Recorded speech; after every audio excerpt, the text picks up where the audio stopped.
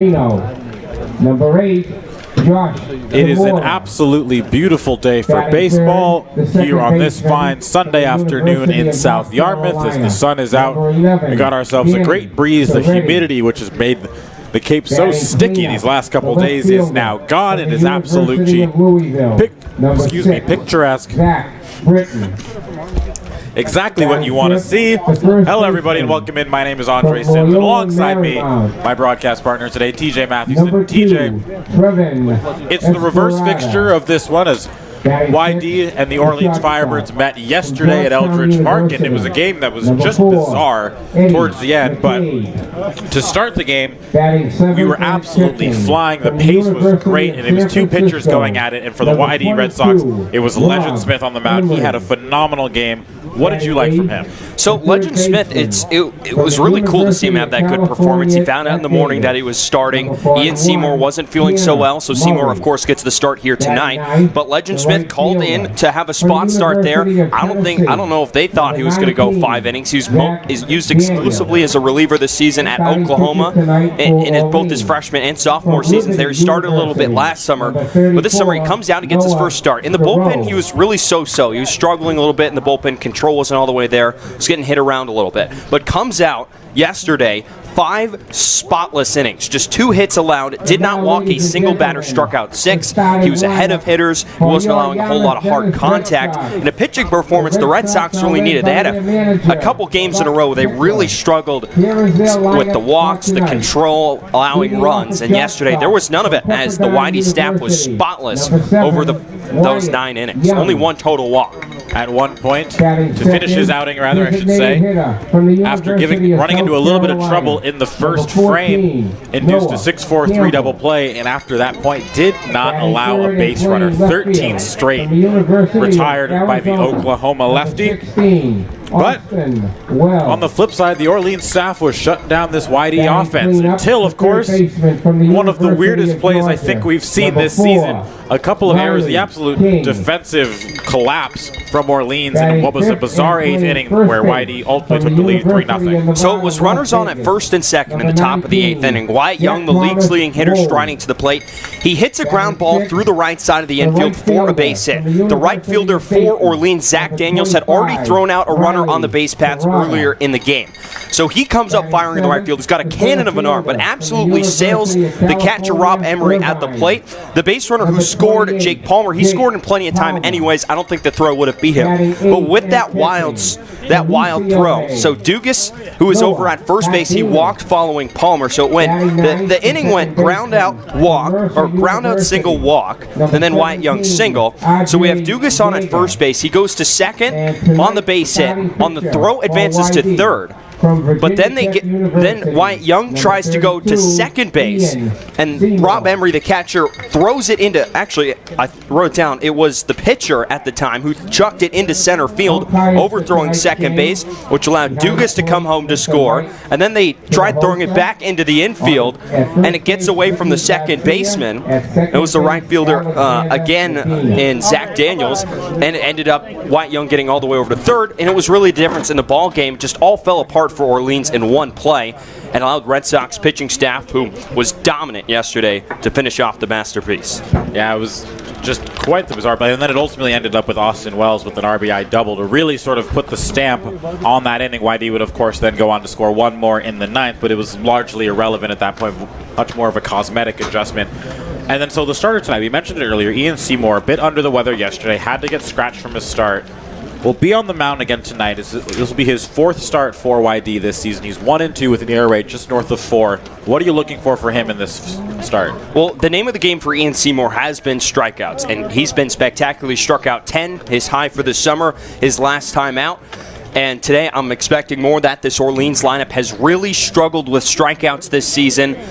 They have struck out the most times in the whole Cape League. The only team that has struck out 200 times this summer, and they've struck out 210 times. This is a lineup yesterday that struck out 12 times against YD pitching and only walked once. And I expect to see more of the same from Ian Seymour, who's been great at controlling the strike zone this season. 23 strikeouts, just 3 walks. He's been hit around a little bit.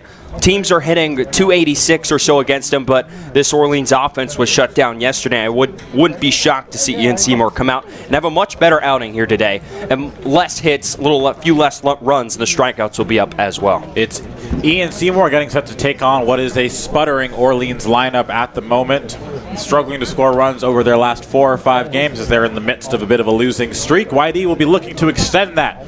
We will be right back here in a little bit with lineups, first pitch, and all that jazz here on the Cape Cod Baseball League Network.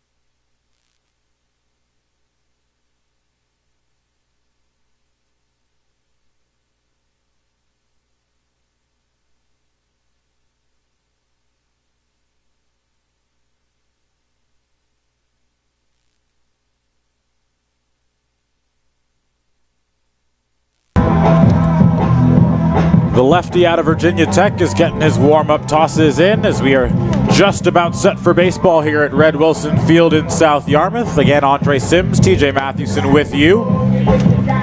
As we get a look at the lineup that Ian Seymour will be facing real quick. Jacob Hurtubise out of Army, the former Harwich man, will lead things off.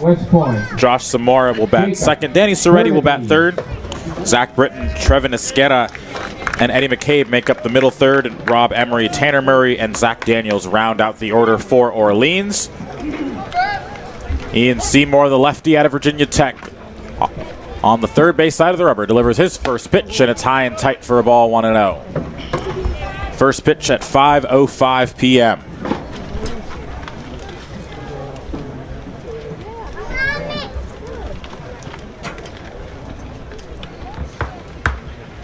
The 1-0 from Seymour. Hurtubise squares to bunt, pulls it back, and it's 2-0. Interesting to see where that ball was. If Cardenas behind the plate was able to hold on to that, it looked like it might have caught the outside corner, maybe a little bit low. 2-0 now to the speedy Hurtubise. He squares once again. That one's in the strike zone, and it's 2-1. Hurtubise is a guy that the Whitey Red Sox saw with Harwich earlier in the season, made a couple of outstanding diving catches in center field at Harwich right before Fenway Day. Very, very high speed guy out there in center field. Army cadet. And he's ahead in the count 3-1. He was then, of course, released by Harwich and picked up by these Firebirds.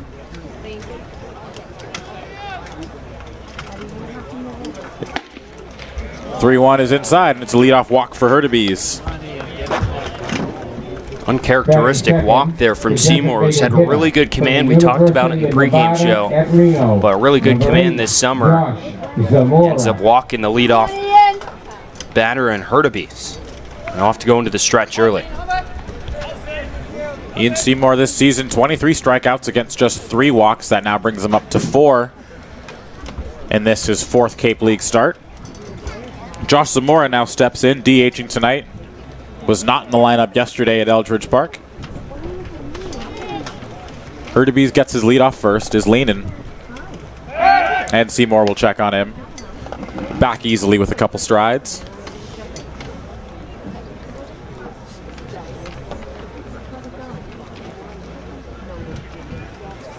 Zamora batting from the right side, DHing this evening. Hurtubise bluffs but doesn't go. The first pitch is outside and it's 1-0. Seymour, a guy that a lot of scouts are here to see. Had a scout come up to Brian McLaughlin and I yesterday asking if we knew when Seymour was going to pitch, and we figured it would be today. A very high-profile arm out of the ACC, and he falls, evens the count at 1-1 as that one clips the top of the strike zone. Yes, it's about 90 on his fastball from the left side, but of course, teams do value left-handed arms more than they do right. So if he can just stick at 90, maybe up at a couple miles an hour, he's sitting pretty. He's already got the strikeout numbers to show it up here on the Cape. 1-1. High and wide, 2-1. Infield to double play depth, outfield straight away. Defensively, this is how the Red Sox look behind Ian Seymour. Austin Wells stands out there manning left field. Jake Palmer, who's been swinging a hot bat, is in center field. Riley Terada making his right field debut is a quick throw over. Hurtubise back with the dive. On the infield, Riley King and Wyatt Young continue to be the mainstays at third and short, respectively. R.J. Yeager and Jack Thomas Wold man the right side of the infield, and Noah Cardenas is putting down the signs for the lefty Seymour. Here's the 2-1. Foul tipped. That looked like it caught a piece of Cardenas, and it's 2-2. The thing that makes Seymour so great is we've seen it. You know, I mentioned the fastball not overpowering velocity-wise, but he's been using that as a good out pitch on a strikeout. He likes to use it at the top of the strike zone, and hitters just can't catch up to it. Well, that comes with the changeup, which he's used. He's done a good job as breaking ball as well.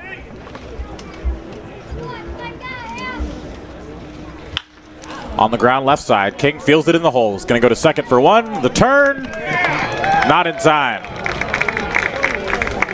It was going to be a tough turn as that ball was slowly hit into the 5.5 hole on the left side of the infield. King did well to get the lead runner, but in the end it's a fielder's choice, and the speedy Hurtubise is off the base paths, and there's one down.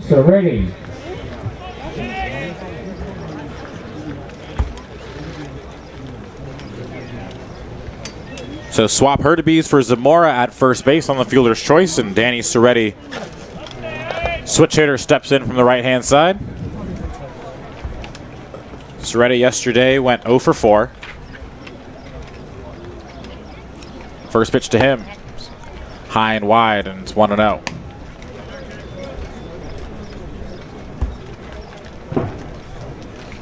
Not very many people in this Orleans lineup had any success yesterday against the YD staff, and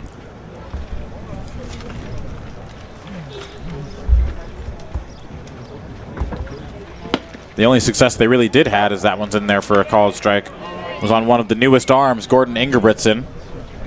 And Scott Pickler gave him the quick hook after 2 batters and allowing 2 base runners before Taylor Dollard came in and absolutely closed out the game. Dollard's just been something special this summer. First 3 batters he faces, all 3 strikeouts, gets him out of the 2-on, no-out jam in the 8th. The 1-1 is upstairs, and it's 2-1 to Serretti. So it came in with runners on first and third, nobody down. And all he does is blow away the next 3 hitters, all swinging strikeouts. 4 strikeouts to start his outing before recording the final 2 outs via contact. But he has far and away established himself. It was a hit and run, and it's a poor swing. Yeager couldn't get the tag down, but just does get it in time, and Zamora is out at second base. The throw from Cardenas took Yeager wide of the bag.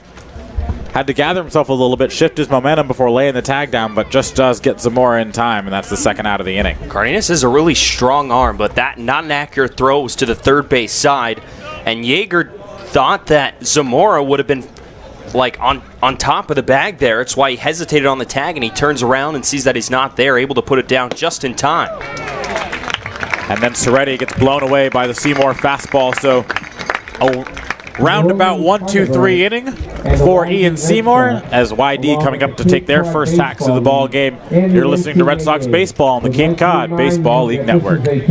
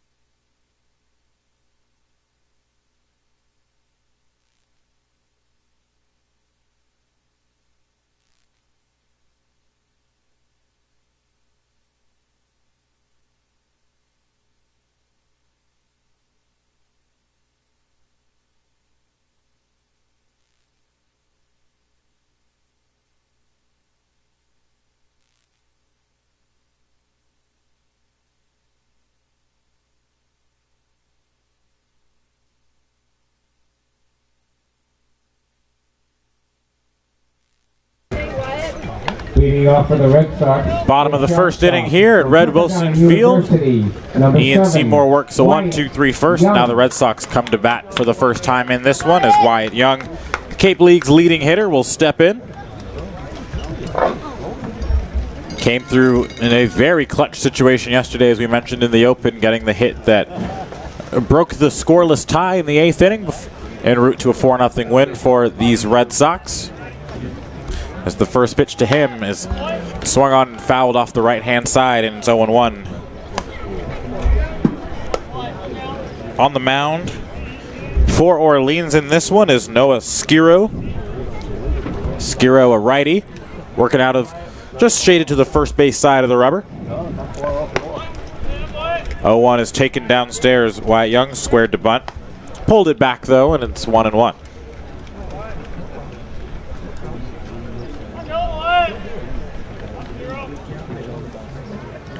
Wyatt Young, a guy at the top of the order that's going to see a lot of pitches. It's now 2-1. Excellent at working the count, seeing a lot of pitches, fouling pitches off, exactly what you want from your leadoff man, and just has the average to boot. 2-1. That one's downstairs, 3-1.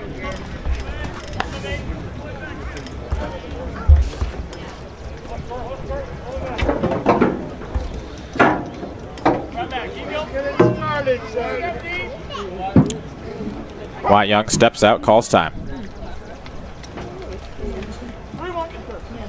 The average for Wyatt Young sits at 379. 22 hits and 58 at-bats. He's got 10 RBIs. He's also drawn 5 walks as that one's roped down the left field line, and that'll be just foul. Would have been extra bases for Wyatt Young, but in the end it's a long, tempting strike 2, and the count runs full. And we're so used to seeing Wyatt just sneak balls in between fielders, keep it just fair down that left field line, but that one, it just drifts foul. He's got the middle of the infield wide open here with 2 strikes. If he gets a pitch over the middle, I wouldn't be shocked to see this ball just go straight up over second base into center field. Young choking up on the bat as per usual. And he is rung up on the fastball on the payoff pitch, and that's the first out of the inning. Designated hitter from the University. So he gives way to Noah Campbell. 14. And a look at the rest of the YD lineup behind him. Austin Wells currently waits on deck. He is in left field tonight. Campbell DHing as he steps in from the left side. Riley King playing third is batting fourth. Jack Thomas Wold will hit in the 5 holes. The first pitch to Campbell is swung on and smacked right back up the middle. Coming in is Hurtubise, and he'll make the running grab, and that's the second out of the inning. There's the speed once again from Hurtubise patrolling center field. That's the type of athlete you want out there, is really able to go get it. Yeah, it shows the speed you mentioned, and he misread that too. He thought it was going to be over his head. Instead, it died in really shallow center field, and he had to come in a long way to make that catch. Didn't even need to go into the dive, though. So there and take a possible blue pit away from Noah Campbell. Following Wold in the order is going to be Riley Tirada, Jake Palmer, Noah Cardenas, and RJ Yeager rounding it out. First pitch to Austin Wells is downstairs for a ball, 1-0. Defensively in the outfield, Zach Britton is in left. Jacob Hurtubise, as we mentioned, sits in center field. Zach Daniels is in right field. Tanner Murray, Eddie McCabe on the left side of the infield. Danny Soretti, Trevin Esquerra on the right side as Austin Wells fouls one off the left-hand side, and it's 1-1. And then Rob Emery, as he was last night, putting down the signs. 1-1 now, the count to the Cape League's leading home run hitter and RBI man. And that one once again is ripped foul off to the left, and it's 1-2. Austin Wells went 1 for 4 yesterday with the double that drove in Wyatt Young for the 3rd run of that 3-run 8th inning. On a ball that was absolutely smoked the other way. It's now 2-2 as the fastball misses wide. And that ball, TJ, was one of the things that's really most indicative of how talented of a hitter Austin Wells is as he awaits the 2-2 and fouls it back, is that was such an easy swing, and it absolutely took off over the head of Max Troiani and one-hop the wall at Eldridge. It's so smooth and covers the whole field, foul pole to foul pole. Seen it put on display so many times this summer. It's gone opposite field, I believe, twice by my count for home runs. 2-2. Skiro was walking off the mound. He thought he had it, and the count runs full. That looked like a very similar pitch that rung up Wyatt Young to start this ball game, which is why Skiro was already halfway to the dugout, but doesn't get the call this time for Mike Hinojosa behind the plate. Payoff pitch is fouled straight back. Look out to the cars in the parking lot. And it's still a full count. But we saw him hit in my opinion, the most impressive home run of the season, going opposite field at Hyannis a few days ago. Seen him hit a few to center as well. And of course, a couple to his pull side. Payoff pitch once again. That one popped up on the infield. Danny Soretti settles underneath it, and it's also a 1-2-3 inning for Skiro. Fans, the Yarmouth Police Foundation and the Yarmouth. So again, a 1-2-3 inning as both the pitchers put up zeros in their first frames. We head to the top of the second inning. No score here at Red Wilson Field. You're listening to Red Sox baseball on the Cape Cod Baseball League Network.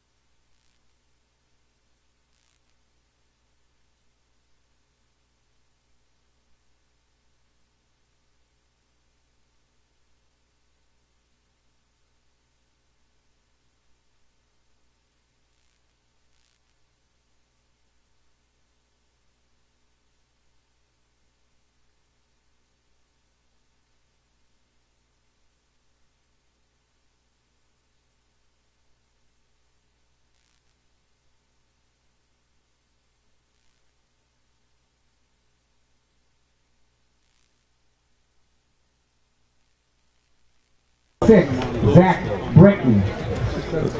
Zach Britton steps in now, cleanup hitter.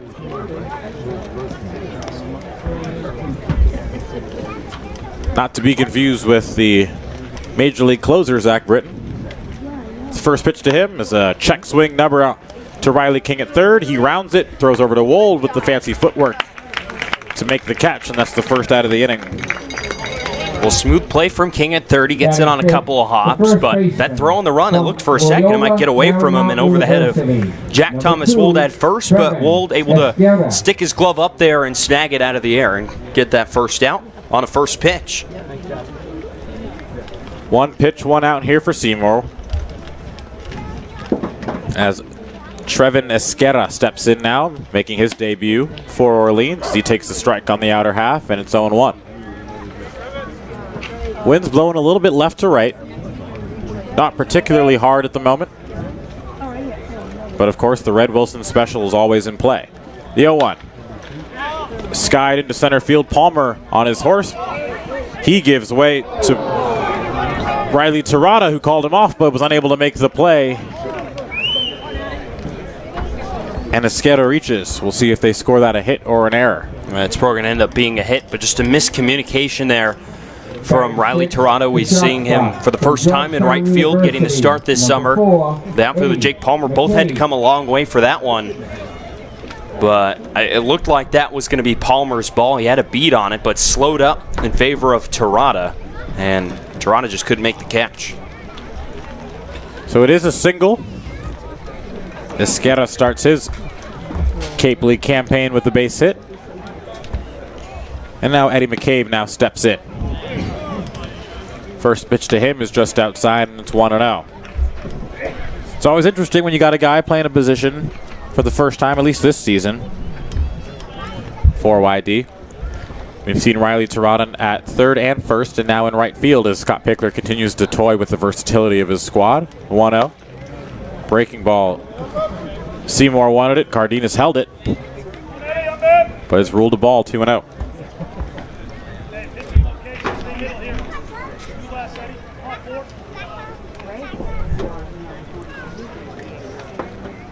Seymour out of the stretch, set at the belt. Pumps in a fastball for a called strike, and it's 2-1.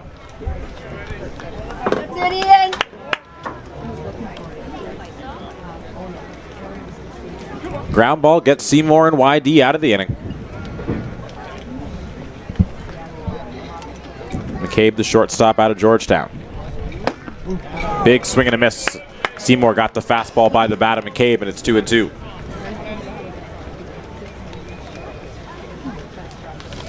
McCabe yesterday went 0 for 2 with the walk. Was the runner on third in that 8th inning that was stranded by the Taylor Dollard strikeouts, and he's blown away on a strikeout himself as Seymour pumps the high fastball by him, and it's the second out of the inning. There again is that fastball right at the top shelf. That one looked like it was above the strike zone. So Seymour first gets McCabe to swing at one right around his letters, then elevates the eye level a little more.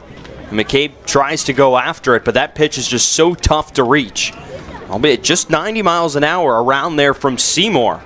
But hitters go chase after it, and that makes it a really good strikeout pitch for him. Hard to lay off the high fastball as Rob Emery now steps in. Catcher from the University of San Francisco. Batting from a crouch on the right side. First pitch to him. Spoiled out of play off the right-hand side, and so 1-1.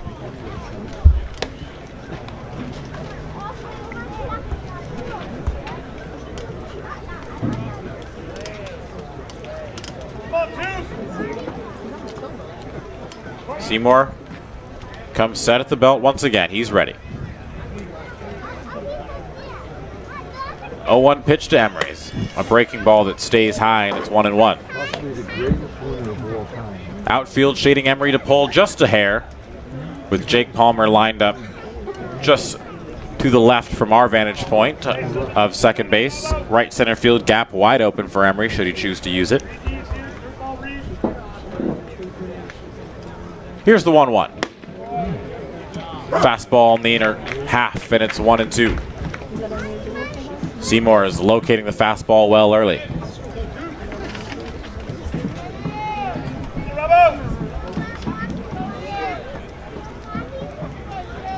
Esquerra's got a big lead off first.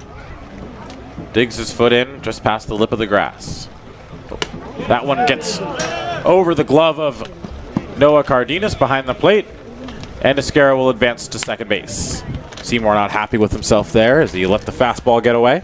Yeah, it looked like Cardenas was again set up inside. That fastball sails, though, on Seymour high and outside, and there's not much chance for Cardenas to keep that one from going to the backstop. Managed to get a glove on it, but it still pops out and trickles all the way to the chain link fence.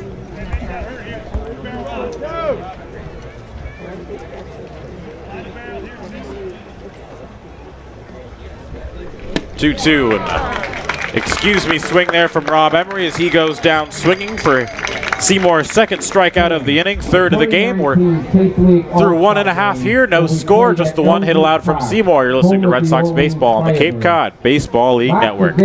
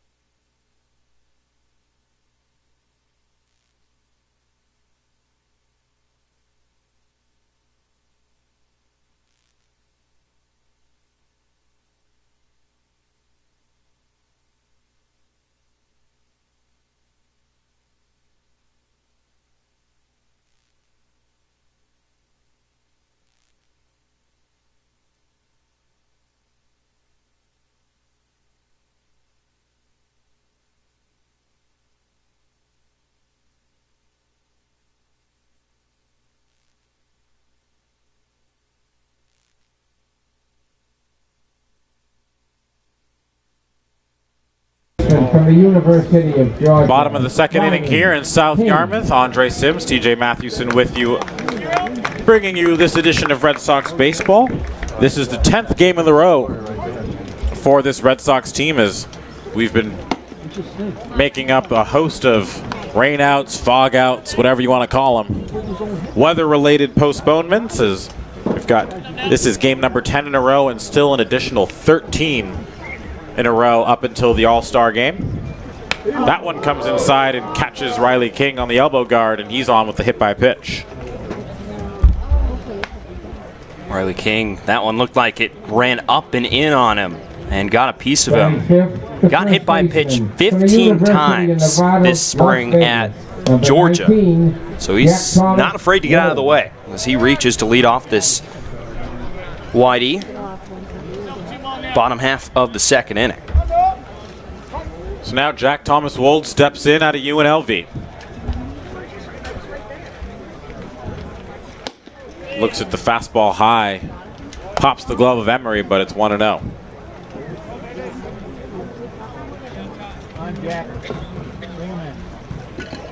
Riley King's on first.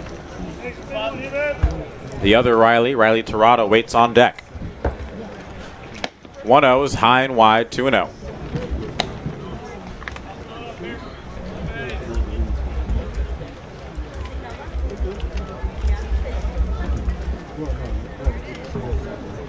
Mold batting from the left side, open stance, no batting gloves. Still searching for the power numbers that we saw on display way back on opening day. It's yet to go yard sent.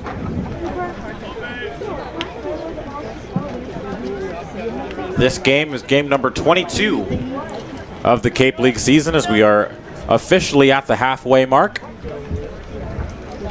Took us a little while to get here, but we finally did.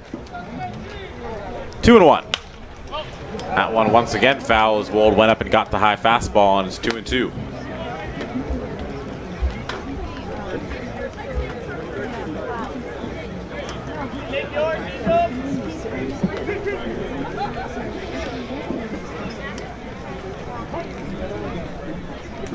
Wold steps back in, 2-2. Crowd still filling in here at Red Wilson Field. People taking their seats. Breaking ball freezes Wold just a bit outside. And the count runs full. That's a good pitch there from Skiro. It's three-pitch guy, a fastball, a slider, and a changeup. That looked like the slider that he dropped there on the outer edge. Just missed off the plate. Payoff pitch to Wold. King goes. And it's downstairs, so King will jog into second base. Wold will stroll on down to first. And it's two runners on to start the inning, and Riley Tirado now stepping up to the plate. The right fielder from the University of Dayton, number 25, Riley Tirado. Tirado in right field tonight, steps up with a big-time RBI opportunity. Hitting at just 140 on the season, but has had a couple timely hits for this YD team.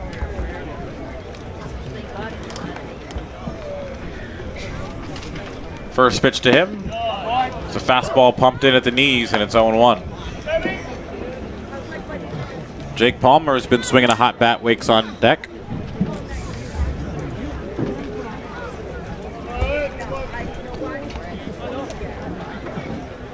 Palmer has seen his average climb all the way up to 318. Palmer squares to bunt. It gets up and over and will hit off the fence.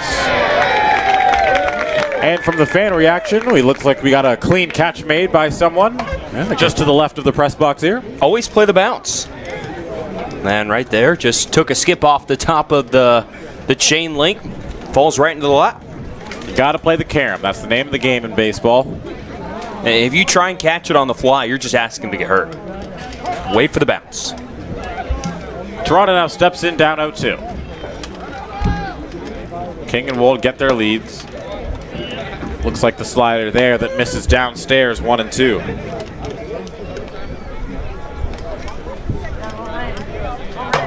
Tirado out of Dayton.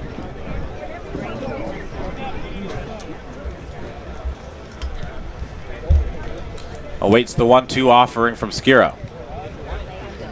Checks King on second a couple times and now delivers. Handcuffs Terada on the fastball inside, and that's the first out of the inning.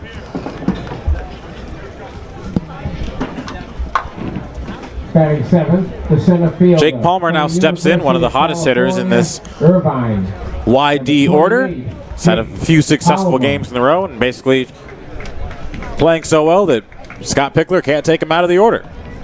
It's been really just great as advertised too. On-base machine. It's 5 for his last 11 over the course of 6 games. He's got the on-base percentage at an even 500 with his 2 for 4 performance yesterday. First pitch to the lefty out of UC Irvine is a called strike, 0-1. His on-base percentage was helped by the performance a few games ago where he reached base 5 times. A couple hit by pitches, a couple walks, and a base hit. And as TJ mentioned, a 2 for 4 day yesterday. 0-1. Chopped off the end of the bat, foul, and it's 0-2. Still only 1 down here in the bottom of the second inning. Red Sox looking to draw first blood.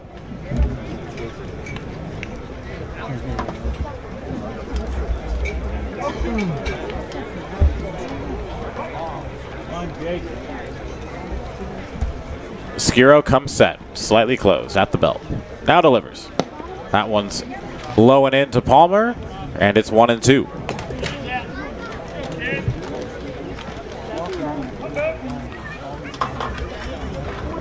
Palmer isn't close to qualifying for the batting title, doesn't have the necessary at-bats, of course, but the average still sitting at a respectable .318.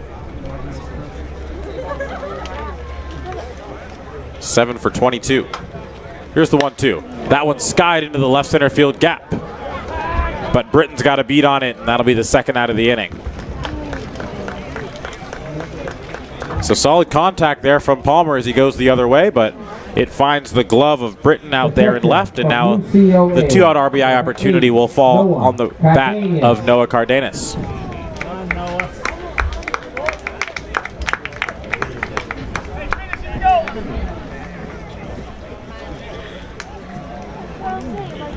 Cardenas at .316.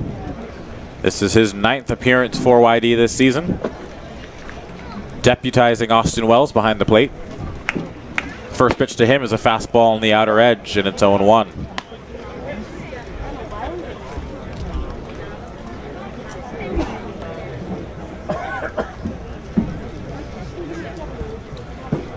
Good crowd on hand here as it's a beautiful day for baseball in South Yarmouth as these two meetings for the second time in as many days. The 0-1 is downstairs, and it's 1-1.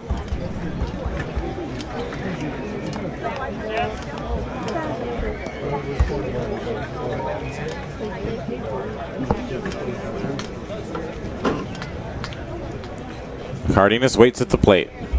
King on second, Wold on first. Here's the pitch. Chopped up the middle, it'll get over the head of Skiro. Danny Soretti will make the play, go to first, and that'll retire the side. So the Red Sox strand a pair in the home half of the second. We're through 2 full. It's still scoreless. You're listening to Red Sox Baseball on the Cape Cod Baseball League Network.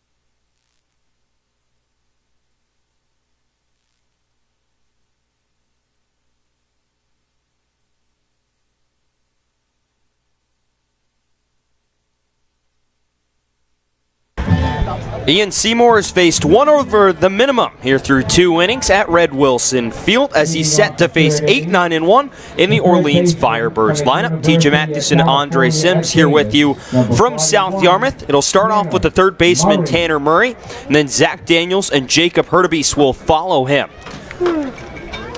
The Firebirds have the only hit in this ball game so far, as these two have been held scoreless, goose eggs through 2 full frames. Seymour, the lefty, sophomore Virginia Tech product, kicks, fires the first pitch. Bunt is shown by Murray. He bunts right through it and into the glove of Noah Cardenas for strike 1. It's 0-1. That only single came from Traven Esqueda, the newest Orleans Firebird, the first baseman for the Firebirds today, as the 0-1 is chopped foul up the third base side, and the count's 0-2 on Murray. Murray hitting .208 this summer with a double and a home run and 3 RBIs. Out of UC Davis, Seymour kicks, fires the 0-2. Fastball way upstairs, trying to get Murray to chase, but he keeps the bat on his shoulder, and the count's 1-2. Well, if the numbers stand as they were entering today, Ian Seymour is 3 strikeouts away from leading the league in Ks. He's at 26. 1-2. Change up, looked like he missed a bit inside and low, and the count will even at 2 balls and 2 strikes. We've seen him use that fastball at the top of the strike zone twice, and also use his changeup to get a strikeout on Rob Emery to end the second inning as the 2-2 misses outside, and the count's now full on Tanner Murray, 3-2. Exquisite command Seymour has had so far this summer. He's walked 1 today, uncharacteristic for him. Only his 4th walk of the summer. Here's the 3-2. Fastball, strike 3 called on the inside corner. Number 4 on the day for Ian Seymour in the first looking as he sets down Tanner Murray to start this 3rd inning and bring up the 9-man Zach Daniels. Daniels was 0 for 3 yesterday with a pair of strikeouts in the loss to YD. Red Sox are 3-0 against the Firebirds this season and have won 8 straight against Orleans dating back to last season. First pitch on the way to Daniels out of Tennessee. Swing and a miss right through a fastball. And the right fielder's behind 0-1. The Red Sox dropped the 3rd game of the season and the first against the Firebirds last year. At Orleans, a 1-run loss. And then reeled off the next 5. 0-1. Fastball misses upstairs and the count evens at 1-1. And YD has convincingly taken the first 3 games against Orleans this year. Firebirds have struggled against the top 2 teams in the Eastern Division. 1-1. Fastball misses just away, and the count will go to 2-1.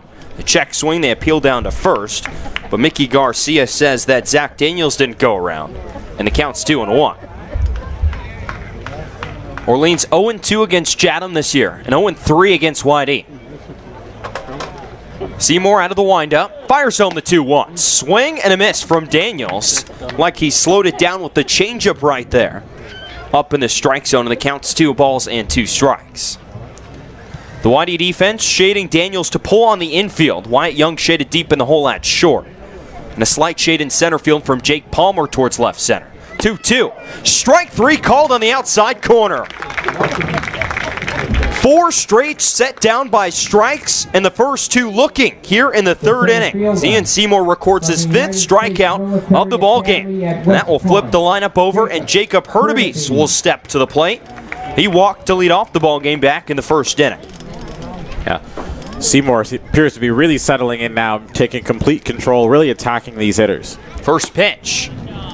Curveball called a strike on the outside corner. It's 0-1. I mean, hard to argue with 4 straight retired via the strikeout, especially with the last 2 looking. He's clearly keeping this Orleans lineup guessing something. 0-1, bunted foul up the first base side, and it's quickly 0-2. And that's something that really helped the YD pitchers yesterday get established, was they never got comfortable. They were never seemed to be locked in, never really had any solid contact. They were constantly guessing, and more often than not, guessing wrong. 0-2, fastball misses, and the count will go to 1 ball and 2 strikes. So right now, Ian Seymour tied with Sam Thorson of Hyannis for the Cape League lead with 28 strikeouts. Here's the 1-2. Swing and a foul, third base side. It drifts out of play. A young fan will scoop it up down that way. Now a a swarm of kids go chase after that one here at Red Wilson. Yeah, had a brief misplay there. Yeah, got right to the right of that kid right there. Snuck under the glove. 1-2 from Seymour. Curveball, swinging a chopper right at R.J. Yeager at second. He fields. Easy throw over to Jack Thomas Wold at first, and that'll be in time to get Seymour out of this third inning. 1-2-3 with a pair of strikeouts here in the third inning. Ian Seymour is through 3 scoreless at Red Wilson Field. Well, it's the bottom of the third here from DY High School in South Yarmouth. No score between the Firebirds and the Red Sox on the Cape Cod Baseball League Network.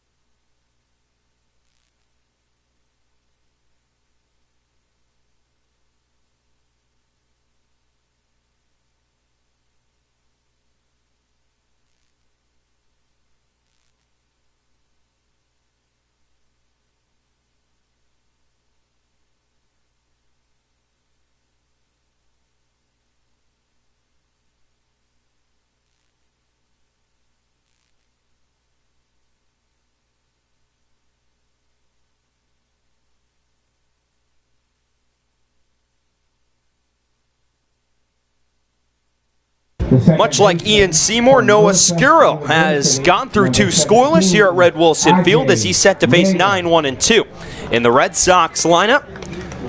2 strikeouts on the day for Skuro, 1 walk, has yet to allow a hit. First pitch on the way to R.J. Yeager out of Mercer. Fans at the first pitch on the outside corner for a strike. It's 0-1. Skuro has been excellent this year for the Firebirds, a 1-0 record and ERA under 1. As Yeager flares that one, shallow right field. Coming in is Daniels, and he'll make the catch on the run, running towards the right field foul line. So 2 pitches and the first out recorded on R.J. Yeager, who can't get that one to drop in right field. So here's the league's leading hitter, Wyatt Young. He struck out looking back in the first inning. Entered today on a 9-game hit streak. Has been red hot over his last 10 games, hitting .424 with 14 base hits. He's got the advantage in this righty-lefty matchup. First pitch. Changeup looked like there from Skuro. Misses outside and the count's 1-0. Skuro, a fastball in the low 90s, a slider in the 70s, and a change in the low 80s. As the 1-0 chopped up the middle. Ranging over is the second baseman. And Soretti fields, throws on over to first base, and it's in time to get Young just ahead of him. So Young with good speed, unable to beat that one out. And there's quickly 2 down for the Red Sox here in the third inning. That'll bring up Noah Campbell, the designated hitter. We're so accustomed to seeing Wyatt Young leg some of those out, but just not able to get up the first base line in time right there. So here's Noah Campbell, switch hitter batting from the left side. He flew out to center back in the first. First pitch misses a little bit low, much to the distaste of the Orleans dugout. It's 1-0. We noticed this yesterday at Orleans when I was off the broadcast, but a very loud group over there in that Orleans dugout. 1-0. Misses low, and the count goes to 2-0. And these 2 teams occupying the same dugouts they were yesterday. At home, Orleans occupies the first base dugout. And here on the road at Red Wilson, they occupy the first base dugout as well. 2-0. Misses away to Campbell. It's quickly 3-0. In a fun, tight game yesterday that just got out of the hands of Orleans late in that game in the 8th and 9th inning. The few really simple throwing miscues from the infield. Skuro behind 3-0. Here's the pitch. Way outside, not even close. So Noah Campbell reaches base and walks for the 13th time on this season. With 2 outs, a base runner for Austin Wells, and making Skuro work out of the stretch like he did in the second inning, his second walk of the game. So Wells, who entered today hitting .329, will step up. Of riding a 5-game hit streak, the Cape League leader in home runs and RBIs. and has probably been, at least through the halfway point, the most valuable player. Rob Emery out to have a quick word with Skiro, and he'll now turn around and head back to behind home plate. So Wells, the Pac-12 freshman of the year, digs in from the left side. Noah Campbell, second on the team in stolen bases, 5 for 6. Leads off of first. The Red Sox are second in the league in steals. The first pitch stays upstairs to Wells. 5 straight balls thrown by Skiro, and the count's 1-0. The man at the plate right here leads the team in steals. 6 for 6 is Austin Wells. Here's the 1-0 from Skiro. Check swing, and Wells did go around. Called a strike by Mike Hinojosa behind the plate. And the count's 1 ball and 1 strike.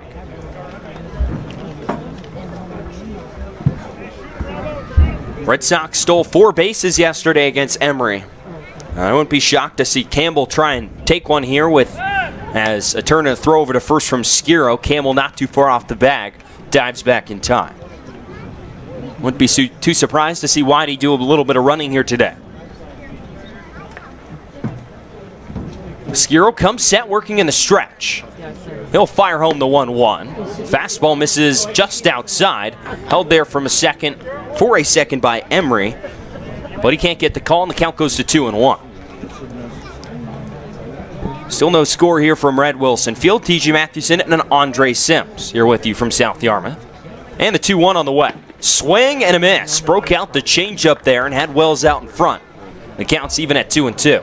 Yeah, had Wells out in front, and that had some late life to it, sort of tailing away from the bat of Austin Wells there. Some good late action. 2 balls and 2 strikes, 2 outs. Here to Austin Wells. Skiro trying to get through 3 scoreless and Matchy and Seymour. 2-2. Strike 3 called on the inside corner. Wells couldn't believe it. He point his bat in the dirt inside the plate, thinking where he thought that pitch was. But Mike Hinojosa disagrees with him and rings him up for strike 3, the 3rd strikeout of the ball game for Noah Skiro. We'll head to the 4th inning. Goose Eggs here from Red Wilson Field, and no score between YD and Orleans on the Cape Cod Baseball League Network.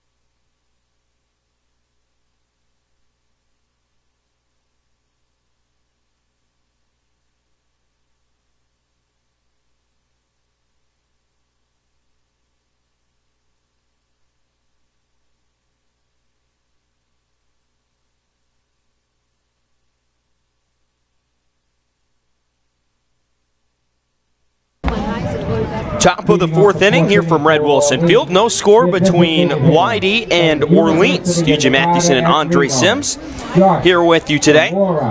It'll be the heart of this Orleans lineup. 2, 3, and 4 set to come to the plate against Ian Seymour, who's faced 1 over the minimum through 3 innings.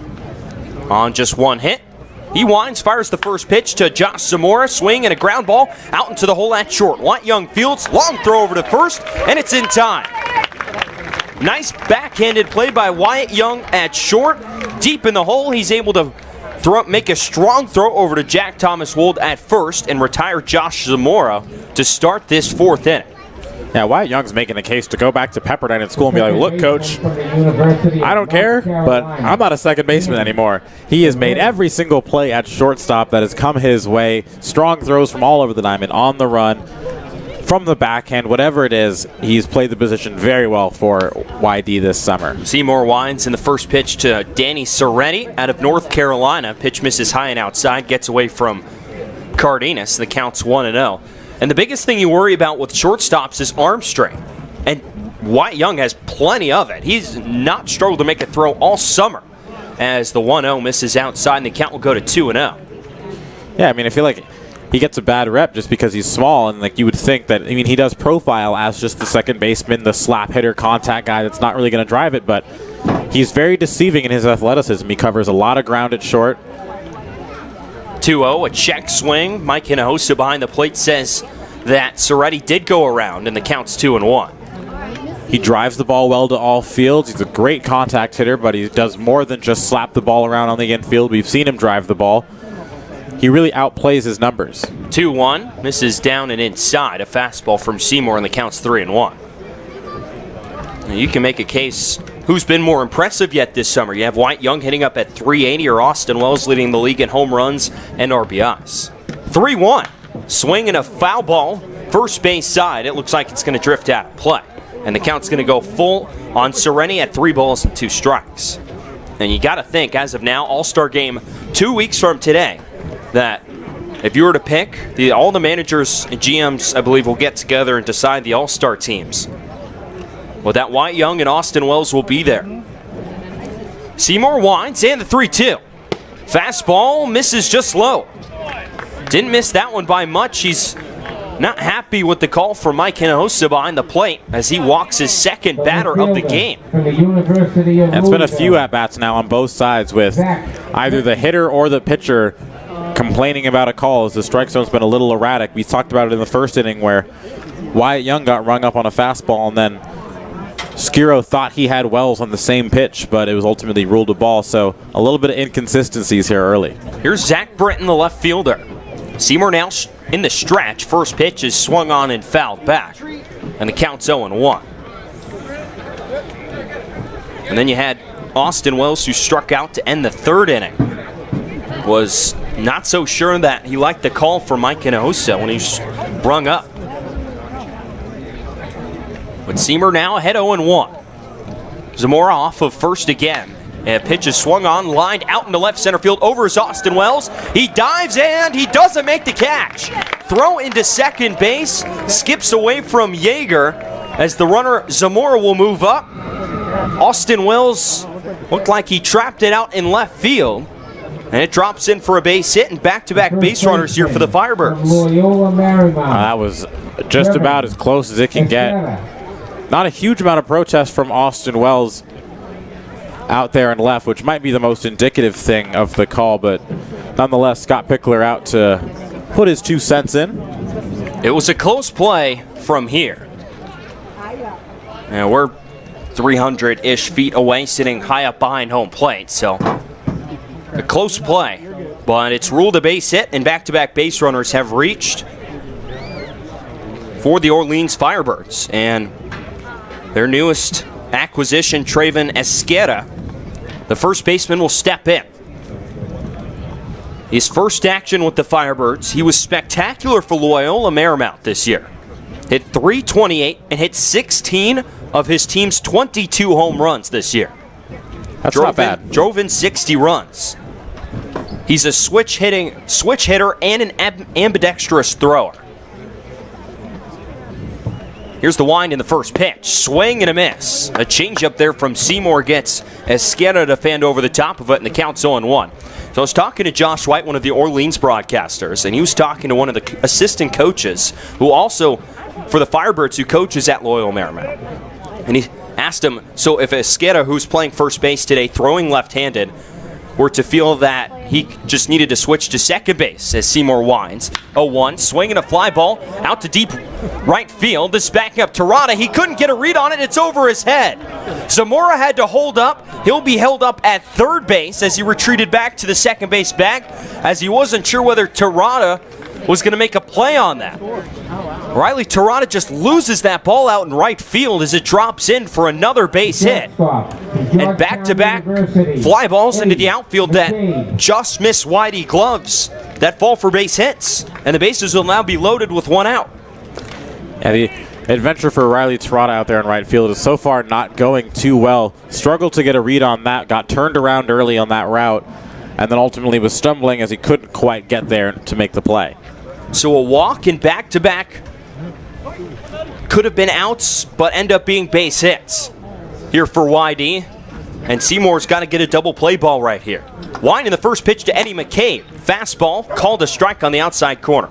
Anyway, the story with Esqueda that, so Josh goes up and asks the assistant coach, so if he needs to go play second base and he just puts on a right-handed throwing glove on his left hand and goes to second base, he can do it? And he said, yep. So, Pat Venditti-esque. Well, maybe not on the mound. Venditti throws from both sides of the mound. I don't believe he's signed with a Major League Ball club right now. He actually is on the Giants, I believe, in AAA right now. Oh, gotcha. So, 0-1. Fastball high and outside. Sails a bit on Seymour, and the count's 1-1. Quite a talent. I could not imagine throwing with my non-dominant hand. I could probably get a throw to first from second base, maybe shortstop. It wouldn't be very fast, but I could get it there on the fly, but certainly would never do it in anything competitive. I wouldn't even do it in intramural softball. 1-1 on the way. Here's the slider, looked like, called a strike, or the curveball from Seymour, and the count's 1-2. Yeah, big right-handed thrower in softball I am. Oh, yeah. You got to show right-handed hitter and pitcher. Or hitter, pitcher. Yeah. Mostly played outfield, though. Got to show off the arm. If there's any place to do it, you got to show off the cannon in intramural softball. Here's the 1-2. Swing and a miss, strike 3. Seymour gets him to swing. McCabe to swing over the changeup down and outside. That's strikeout number 6 for Seymour, and he's now in sole possession of the Cape League lead in strikeouts. That was his 29th on the summer. How about that for Ian Seymour?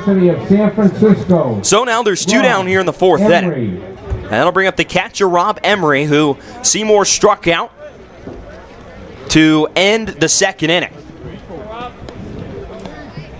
If you go from McCabe down on the scorecard, the 6, 7, 8, and 9 hitters in this Orleans lineup, they've all been strikeouts. That was the 2nd time Seymour's got McCabe today. First pitch, changeup looked like missed outside. It's 1-0. But McCabe struck out twice. Emery struck out back in the 2nd. Murray struck out in the 3rd. And Zach Daniels struck out in the 3rd. That's 5 of the 6 strikeouts for Seymour, who sets and fires home the 1-0. Curveball swung on and missed by Emery, and the count's 1-1.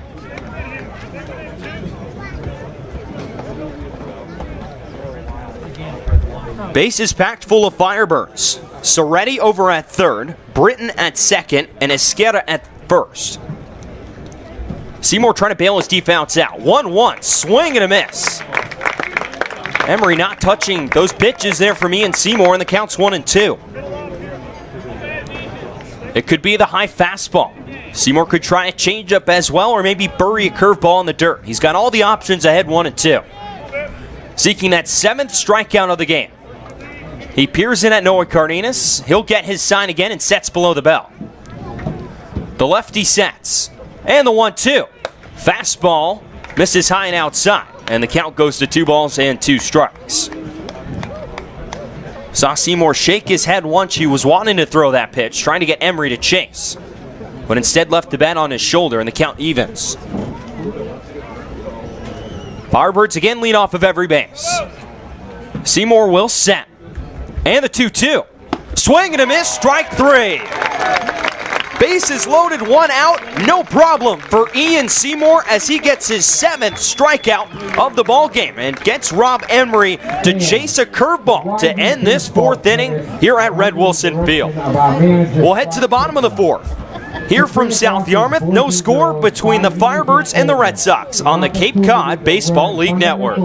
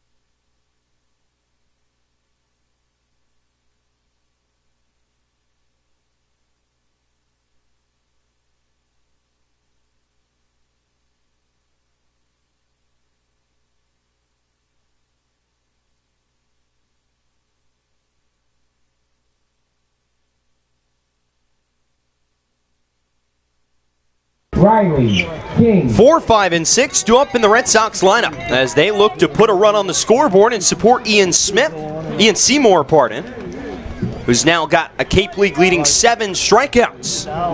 Our total of 30. He's got 7 strikeouts through 4 against the Orleans Firebirds. Riley King leads it off, the cleanup hitter for YD. Watches the first pitch from Noah Skiro miss up and in. For ball 1, it's 1-0. So now the Red Sox, as of now, have the average leader in the Cape in Wyatt Young as the 1-0 swinging a liner up the middle and into center field for a base hit. Riley King has reached base for the second time today as he lines a ground ball up the middle and trickles into center field. And that'll bring up 1 runner on, no one out for Jack Thomas Wool. But anyway, the average leader in the Cape and Wyatt Young batting leadoff for YD today.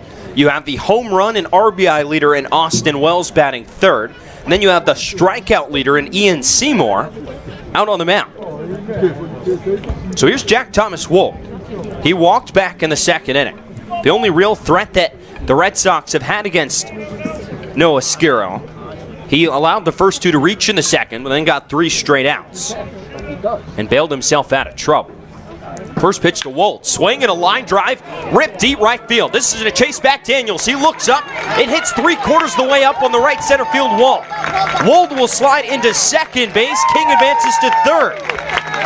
Jack Thomas Wold just misses hitting his second home run of the season out to right center as he knocks one off the right field wall and puts runners on at second and third and nobody out here in the 4th inning. That's one of the best swings that we've seen Jack Thomas Wold take in the last, I would say at least couple weeks. He's been struggling to drive the ball, especially to his pull side.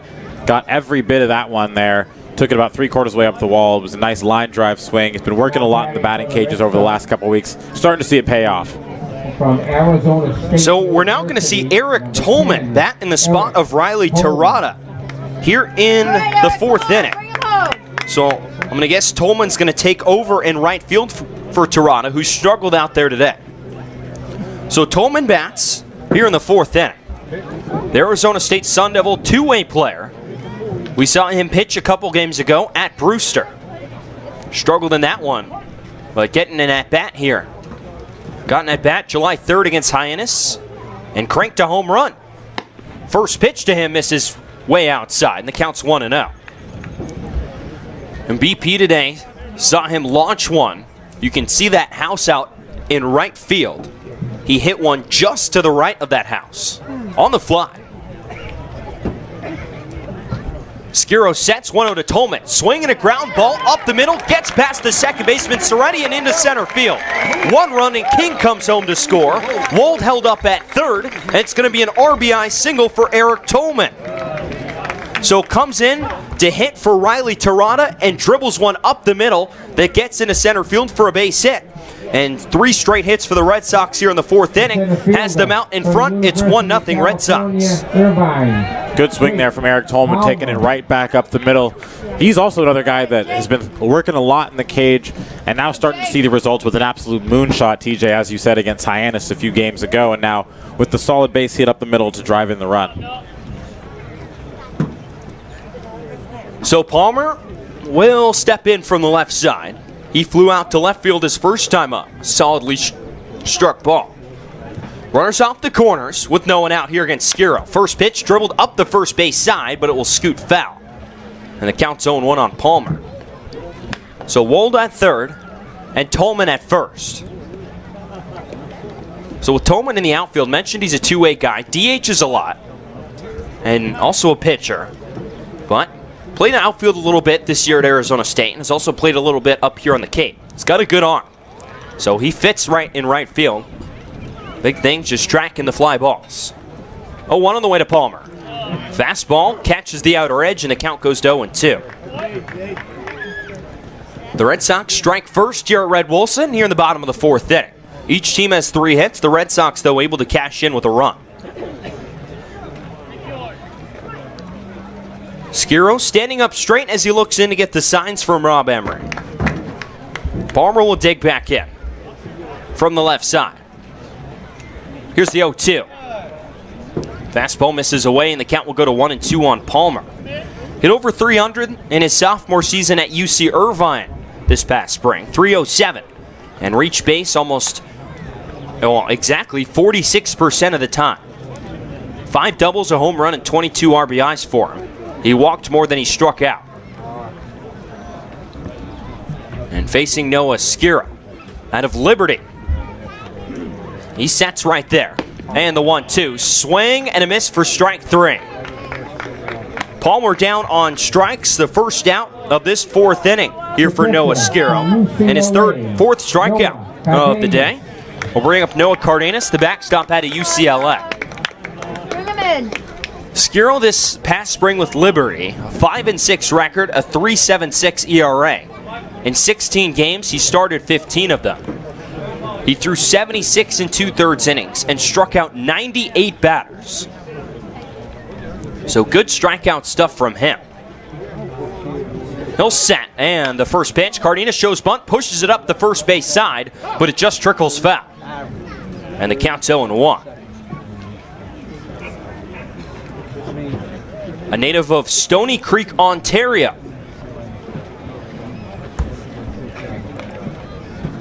So Cardenas is behind 0-1. Noah, the starting catcher at UCLA this spring for what was the #1 team in the country for most of the season. Hit up near 400 throughout the regular season, struggled down the stretch though. Had his batting average fall to 375. 0-1, high and outside to Cardenas, and the count evens at 1-1. Not a bad place to have your batting average fall to. No, not at all. 375. I mean, I'm sure he'll tell you he would like to keep the production up where it was as his team ventured into Omaha, but still, that just shows the kind of numbers that he was putting up for UCLA. Just a special season for the Bruins.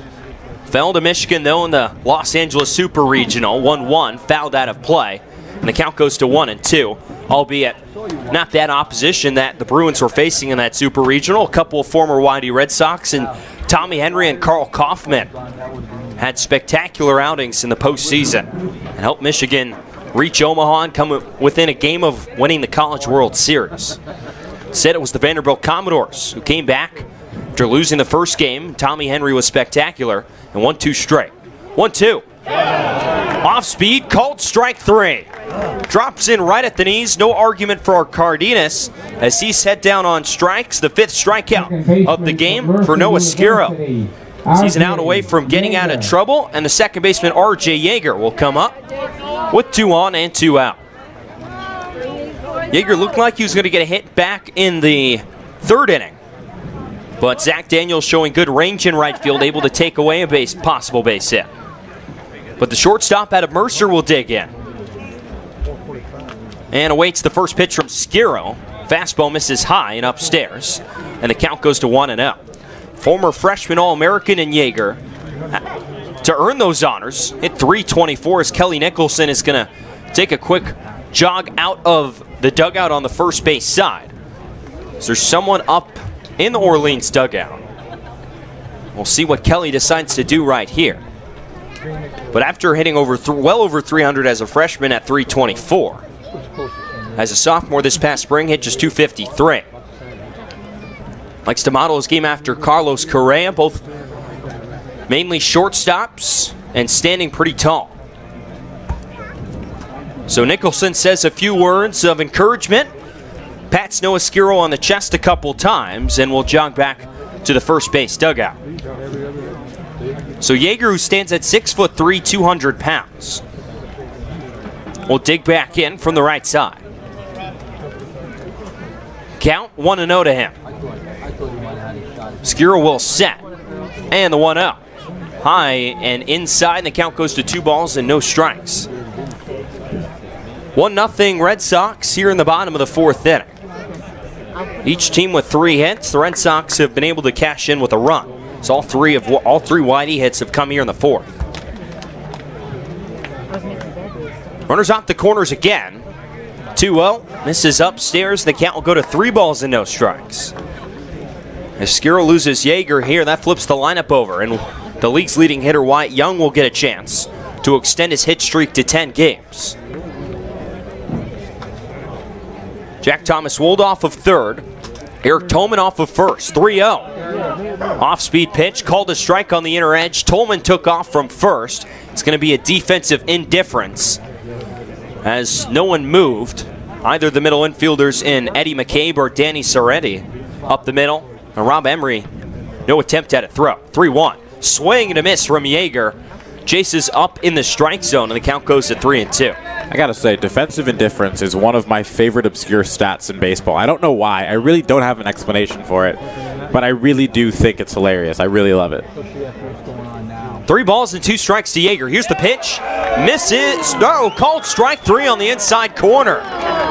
Yeager tossed his bat aside, thinking it was ball 4, but Mike Hinojosa behind the plate said it was strike 3, and Noah Skuro strikes out the side to get himself out of trouble here in the 4th inning. He starts the inning allowing 3 base hits, but then strikes out the final 3 batters here in the 4th to hold the Red Sox to just 1 run. We're going to head to the 5th inning here from Red Wilson Field. 1-0, Whitey over Orleans here on the Cape Cod Baseball League Network.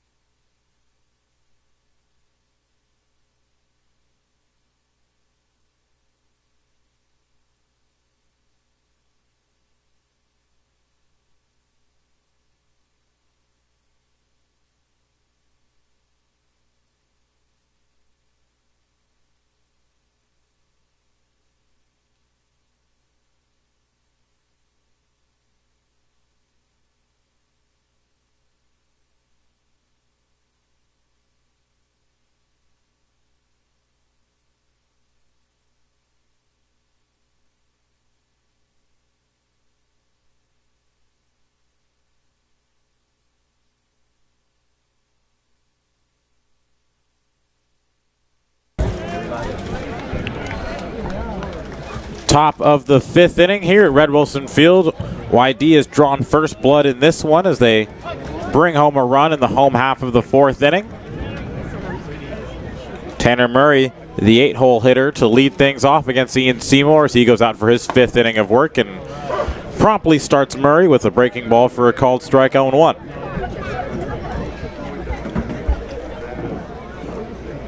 Seymour now sits alone atop the Cape Cod Baseball League strikeout totals with 30. And it's very quickly 0-2 on Tanner Murray out of UC Davis. Murray struck out his first time through. Was Cade looking to start the 3rd? The 0-2 from Seymour. Sliced foul and out of play.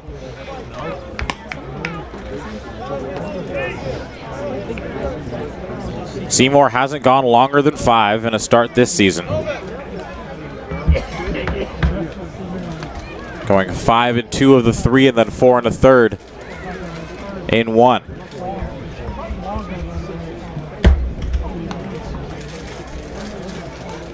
Still 0-2 now to Tanner Murray. Here's the offering. That one's skied on the infield. Yeager will call off Wold and make the grab, and that's the first out of the inning.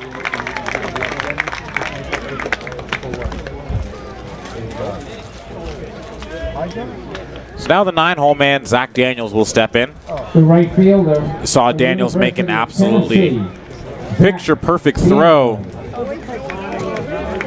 to cut down, I believe it was Gavin Dugas, at third. No, it was Riley King, which would have been my second guess.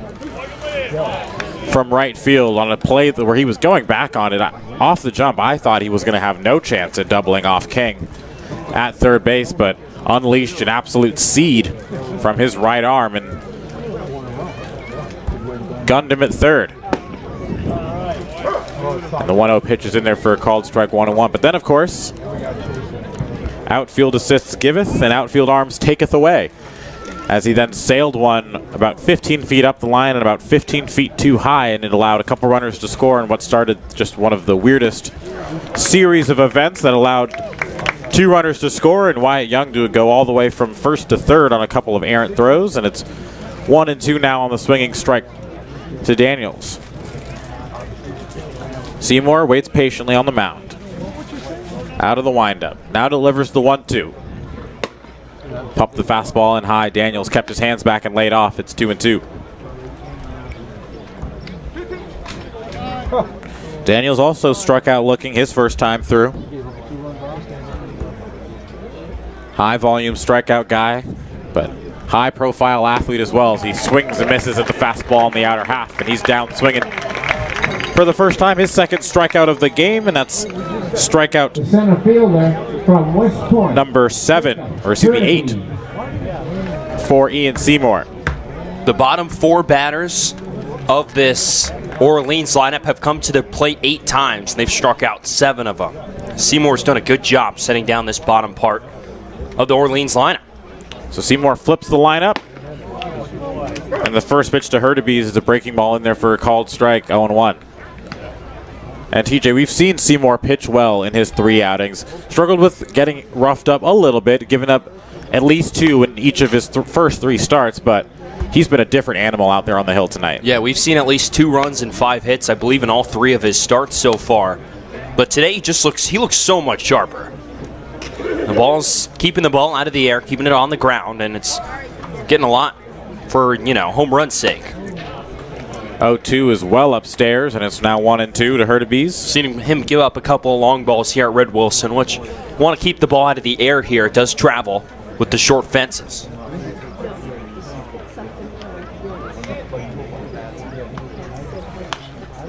One, 2 is fouled straight back, and the count holds.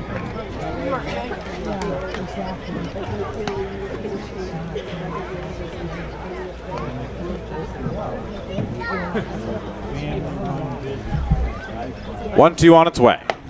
Breaking ball stays high, and it's 2-2.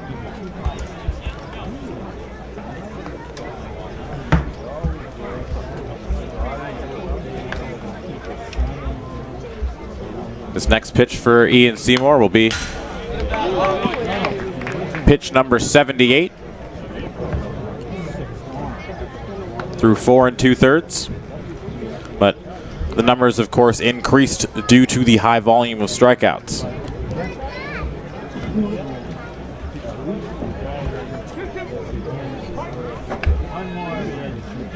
Two on its way. That one dips outside the slider there, and then the count runs full.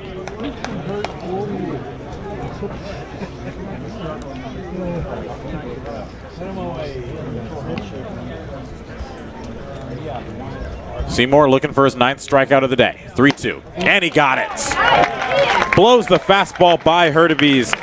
9 Ks for Seymour through 5. Red Sox coming up to take their at-bats in the home half of the 5th inning. They lead 1-0. You're listening to Red Sox Baseball on the Cape Cod Baseball League Network.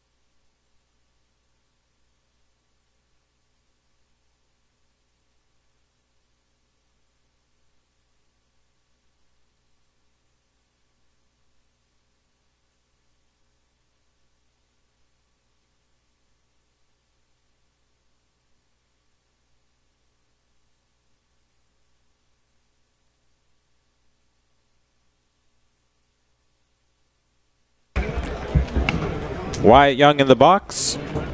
0 for 2 on the day. Nearly legged out an infield single on a weak ground ball to second his last time up.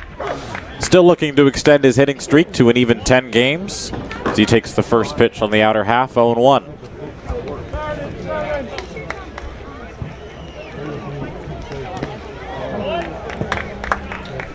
And it's 0-2 very quickly to Wyatt Young.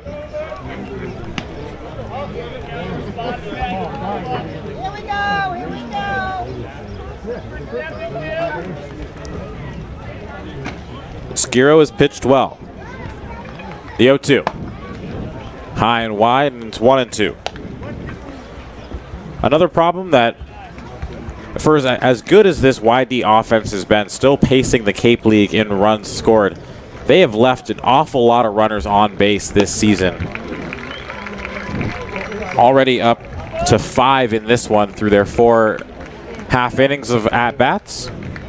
2 in the second, 1 in the third, and then 2 in the fourth. So for as good as this offense has been, the numbers could be even better if they were better at driving people in, as Wyatt Young skies the 2-2 wide, and it's still 2-2. I think it's more been the case that they've just had too many runners on. They hit over 300 with runners in scoring position, you know, a number that it's kind of hard to get it up over, you know, a certain like 400 or so mark. 2-2 is well inside. Wyatt Young has to dance away, and the count's full. And you can't drive them in every single time. Of course. It's impossible. It's just the game would be too easy, and the final score would look like a football score if it were really that easy. Full count offering. Grounded to second base. Soretti on a couple hops will throw over to first, and Wyatt Young is 0 for 3. That's the first out of the 5th inning. Designated hitter from the University of South So Wyatt Young will Carolina. give way to Noah Campbell, who reached on a walk his last time up.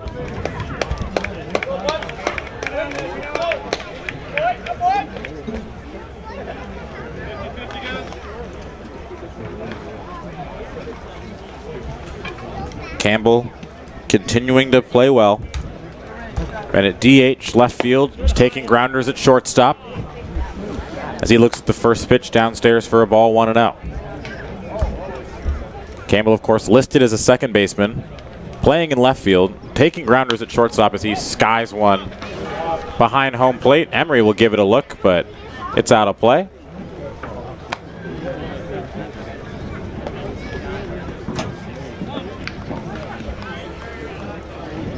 One nothing our score here from Red Wilson Field. Andre Sims, TJ Mathewson with you. This is a matchup of 2 versus 3 in the Eastern Division. As Campbell swings and misses at a fastball, and it's 1-2. YD entering this game number 22 for them at 13-7-1, 2 points behind Chatham, and Orleans 3 points behind YD. As that one's high and wide, and it's now 2-2. Orleans enters this game 11-8-1.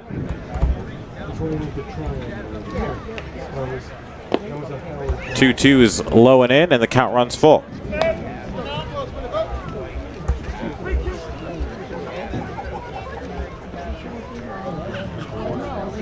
It's now 77 pitches, 34 balls for Skiro on the mound. Campbell fouls that one off the foot of Emery, and it's still 3-2.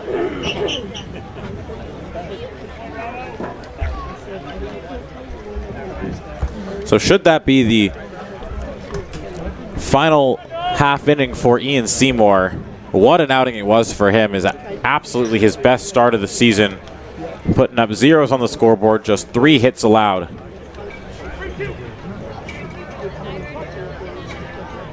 Campbell back in the box, full count.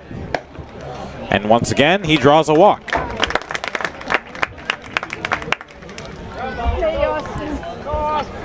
So a 1-out base runner for the Red Sox, and Austin Wells will step in. 0 for 2 on the day. Popped up to second base in his first at-bat, and then struck out looking on a pitch that he said was just over the chalk line of the left-hander's batter's box in his second AB. And Noah's just had such a great eye at the plate. He's now walked more than he struck out this year. It's now 14 walks opposed to 13 strikeouts.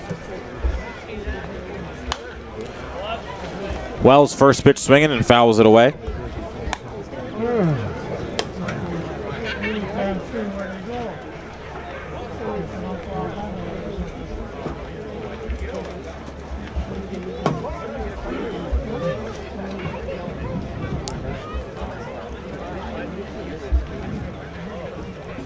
Campbell skies one.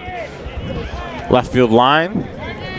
Giving chase is Murray, and he was unable to make the play on the slide as he was all the way towards the bullpen out there down the left field line. It was an outstanding effort, but unable to make the grab.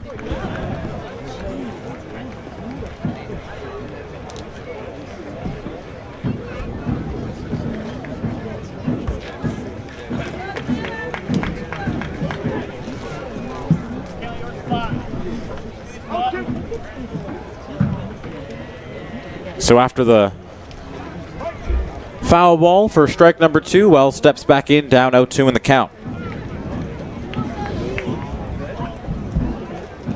Two-strike approach is capable of going to all fields. He reaches up and goes after the fastball at the top of the zone, fouls it off, and it's still 0-2.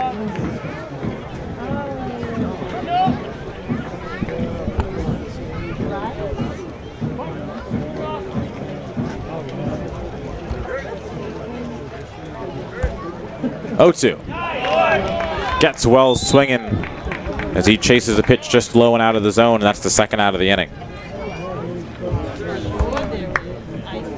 The third baseman from the University of Georgia, Riley King. So now Riley King will step in, roped a line drive single up the middle in his last at-bat.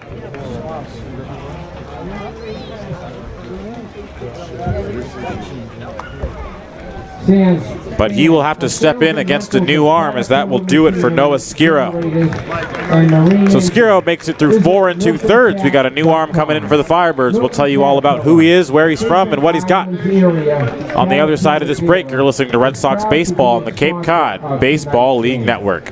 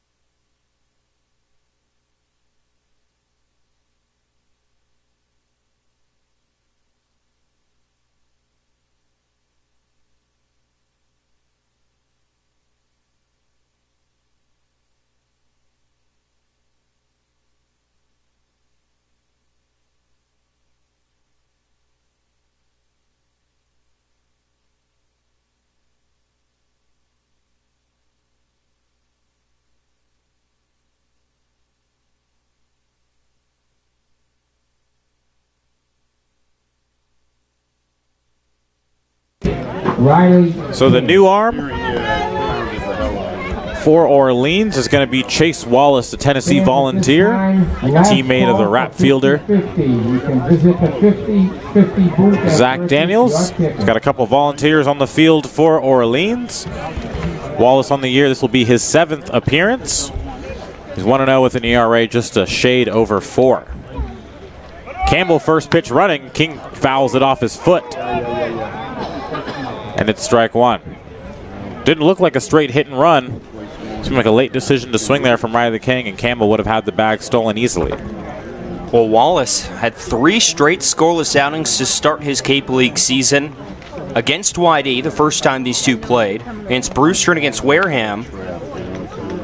When it combined 5 1/3 innings. Didn't allow a run, only 3 hits. But then after that, he's allowed 2 runs in each of the 3 outings since then. Been tough sledding in the last few outings for Chase Wallace, the 6'2", 195-pound righty. Campbell once again gets his lead off first. He's going again. It's a pitch out. The good throw from Emery is not in time. They anticipated Campbell running on back-to-back pitches, called the pitch out, but the throw from Emery just wasn't in time. That's the 6th stolen base for Noah Campbell on the season. He's shown some excellent wheels on the base pad. And perfect slide there. Or a nice throw from Rob Emery right on the bag, but as I mentioned, a good slide from Campbell to the back corner of the base. Evades the tag in time to get to the base. Riley King chops one up the middle.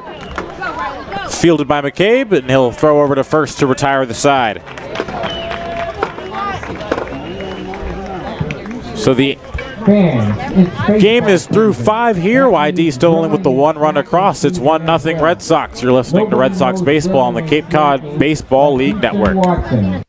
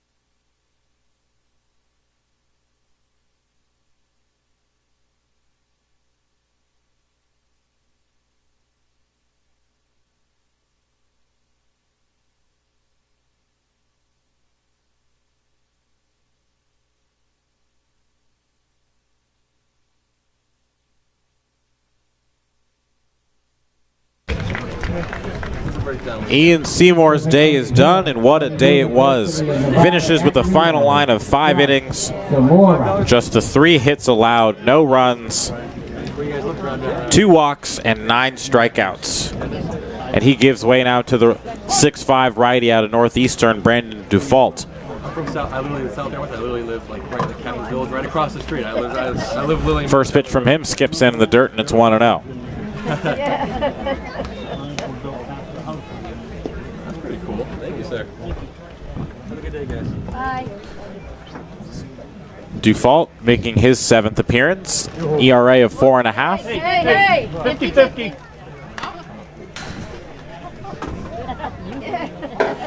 And it's now 1-1. It's Josh Zamora, Danny Zaretti, and Zach Britton due up here for Orleans as they find themselves still down 1-0 here in the 6th. We started a little early today, so I might We got bogged down. 1-1. So it kind of closed out a bit. That one's off the inner half, and it's 2-1. Yeah, we usually have 2, but right now. Dufault got roughed up in his last outing and really inflated the ERA. 2 2/3 against Hyannis. Allowed 3 runs. They were all earned. 3 walks, 4 strikeouts. Back around again just to make sure people That one's upstairs, and it's now 3-1.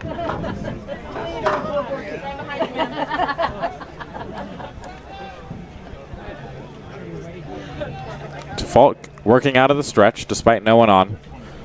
Set to deliver the 3-1. That one's skied up and out of play. Cardenas will give it a look, but it's well foul, and it's now a full count.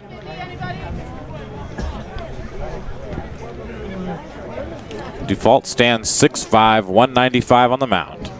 Tall, lanky righty, Hudson, New Hampshire native. Set to deliver the payoff pitch to Zamora. And that one's also skied, and that one will once again get out of play.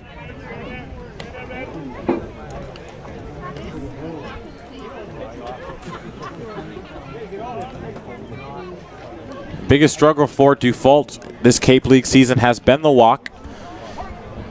Issued 8 walks in 8 innings to go along with 7 hits. Does have 9 strikeouts. And he issues the leadoff walk to Zamora. Speaking of strikeouts, we mentioned Ian Seymour now pacing the Cape League in strikeouts with 31. He's up to those 31 strikeouts in just 19 1/3 innings of work. The Virginia Tech Hokie continuing to impress. So now Danny Soretti flips around, bats from the left side. Drew a walk in his last appearance. Dufault looking to induce the double play. It's now the 9th walk Dufault has issued. First pitch is a called strike to Soretti, and it's 0-1.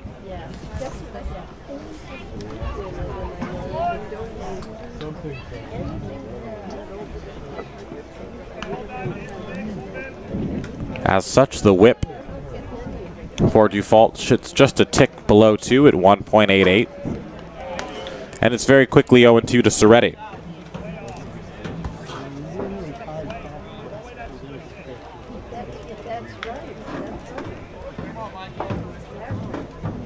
To the count. Soretti adjusts the batting gloves and steps back in. Dufault comes set. Zamora with a short lead off first. Pitcher's pitch split the knees of Cardenas, but it was over the chalk that lines the right-hander's batter's box, and it's 1-2.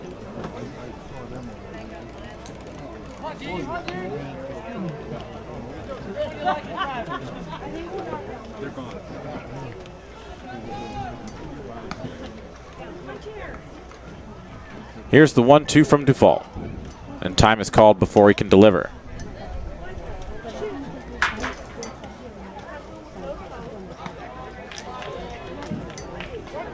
Infield to double play depth, outfield straight away.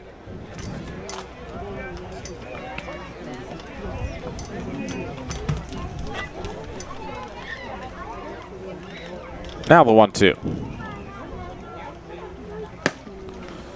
Low and away, and the count evens. 2 balls, 2 strikes to Soretti.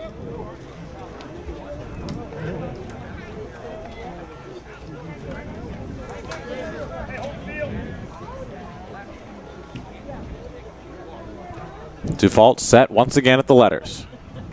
Now delivers. That one smoked up the middle. Wyatt Young makes the tough play to second for 1. Yeager to Wold, and that completes the double play. The ball was absolutely rocketed off the bat of Soretti, and Wyatt Young had to make a tough play, stayed down beautifully on the ball to start the double play to Yeager, and who completed the turn and fired over to Wold to complete the 6-4-3, and just like that, the leadoff walk is erased, and there are 2 down in the inning. That ball took a tricky hop at the end. Ate up Wyatt Young a little bit. I saw him glance down in his glove to make sure he had it, but once he gets there, easy flip over to second and a quick turn from Yeager for 2.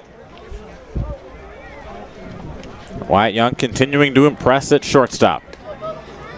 And was positioned perfectly there as that one was hit right at him. really off the screws of Soretti. So now Zach Britton finds himself down 0-1 after fouling off the first pitch. Keeps his hands back, doesn't offer at the 1-1 off-speed pitch. Excuse me, the 0-1 off-speed pitch, and it's 1-1. Still 1-0 our score here. Shadows begin to creep in over the infield as the sun starts to set here in South Yarmouth. 1-1 skips past Cardenas behind the plate, and it's now 2-1. Currently, third base is covered in shadows along with the pitcher's mound, the area in between the mound and home plate. While Wyatt Young, R.J. Yeager, and Jack Thomas Wold and the entire outfield still in the sun. The 2-1's fouled back to the fence, and it's now 2-2.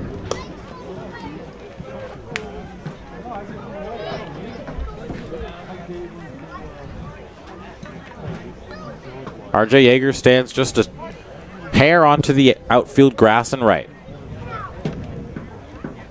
2-2. Got him looking on the off-speed pitch. Dufault works around the leadoff walk, induces a 6-4-3 double play before striking out Zach Britton looking, and it's a 1-2-3 frame for him out of the bullpen. We're through 5.5. Red Sox still up 1-0. You're listening to Red Sox Baseball on the Cape Cod Baseball League Network.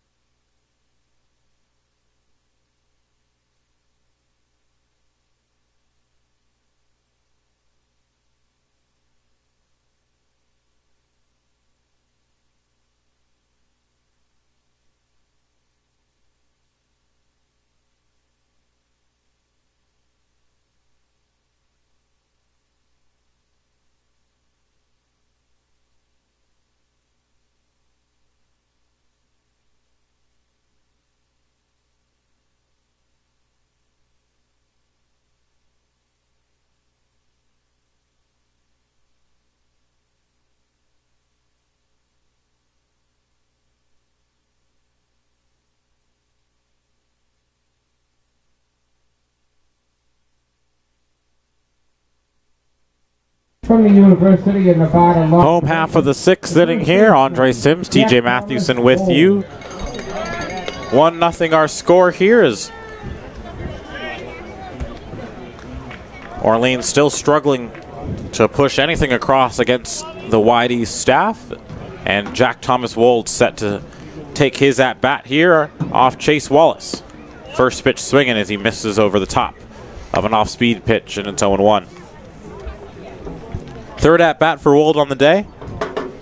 He's got a double and an RBI. He's been on base both times.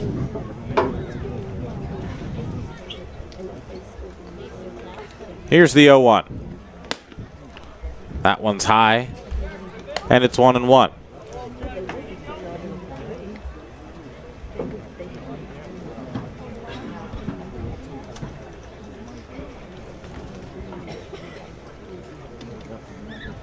Wallace delivers now on the 1-1. Once again, a big swing and a miss from Jack Thomas Wold, and it's 1-2. And now it's been 17 innings against Wide pitching since the Firebirds have last scored a run. Scoreless over the final 2 frames of their second game of the year at Orleans. The 1-2 goes all the way back to the backstop, and it's 2-2. And then a shutout yesterday, and so far 6 shutout today.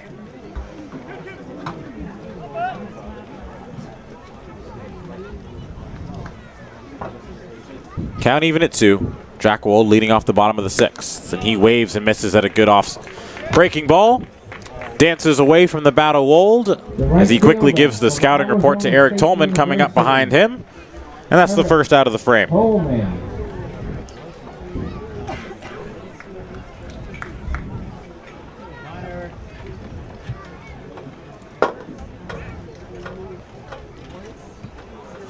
Tolman came in as a pinch hitter for Riley Terada, who had a couple of defensive miscues in right field and promptly singled in his first at-bat as he takes a pitch for a called strike 0-1. Tolman out of Arizona State. Seeing more at-bats here for YD in addition to his time on the mound. Here's the 0-1. Buckles him a little bit, and it's a called strike 2.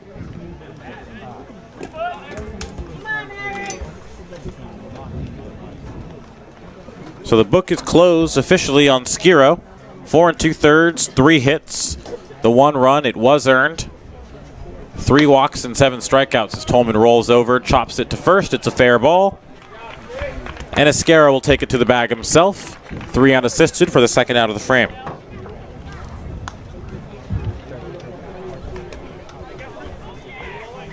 Center fielder from the University of California, Irvine. So now Jake Palmer will come to the plate. 0 for 2 on the day. Batting here with nobody on and 2 down.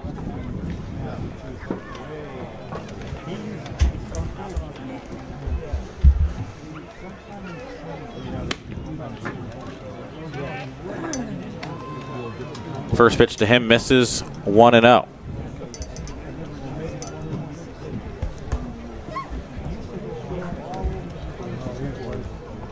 Palmer batting from the left side.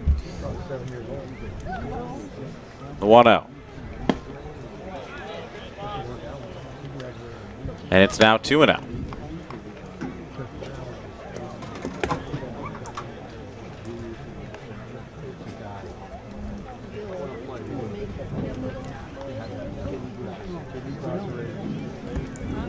Still 1-0 our score.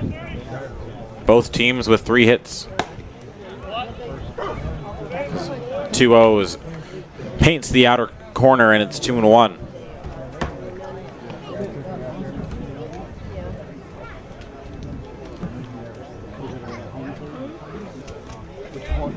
Orleans, no runs, 3 hits. Whitey just the 1 run on 3 hits. No errors for either side.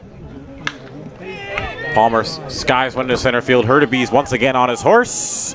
And it'll actually be the shortstop McCabe going out on the slide and making an outstanding play with his back to the infield. Cape Cod Coca-Cola, thank you. So an outstanding play from McCabe going out into shallow center field, ends the frame. YD goes 1, 2, 3 in their half of the 6th. We're through 6 full. We head to the 7th on the Cape Cod Baseball League Network.